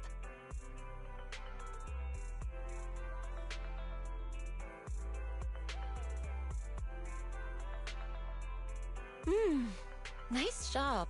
Good air circulation, excellent layout. Very suitable for a business. Your bamboo here are also very energetic. It seems your fortune is good when it comes to wealth. Didn't expect you to understand feng shui. Thank you for your blessings. But who exactly are you? I suppose this is our first official meeting since parting ways in the Hollow. Now that both of you are present, allow me to reintroduce myself. My name is Yi Xuan, a mystic from Yunquei Summit. Wait, mystic? Like those people in movies who can tell your fortune and go around blessing people? This is my first time meeting one in real life. But what's Yunquei Summit? Just an ordinary sect of the mystic arts. Our disciples travel all across New Eridu and sometimes collaborate with authorities. Currently, I'm affiliated with the Hollow Investigative Association. Right now, however, I'm here to discuss a partnership in the name of the Mayflowers. So, what sort of partnership are we talking about? I have reviewed the documents provided by the Mayflowers. You previously underwent an implant surgery. After recent adjustments, abnormalities occurred. These abnormalities bear resemblance to the craft practiced by us at Yunquei Summit. If you are willing, I can teach you how to better control your abilities. To better control my abilities. It sounds great, but there's no such thing as a free lunch. Since you're willing to teach us your craft, Shifu, you must want something in return, right? That's right. Mayflower will have you join me for some investigations. Looking at my divination results, this will be a complicated and very likely dangerous matter. He's still going over the details, but should have more information for you soon. You can wait until then to decide.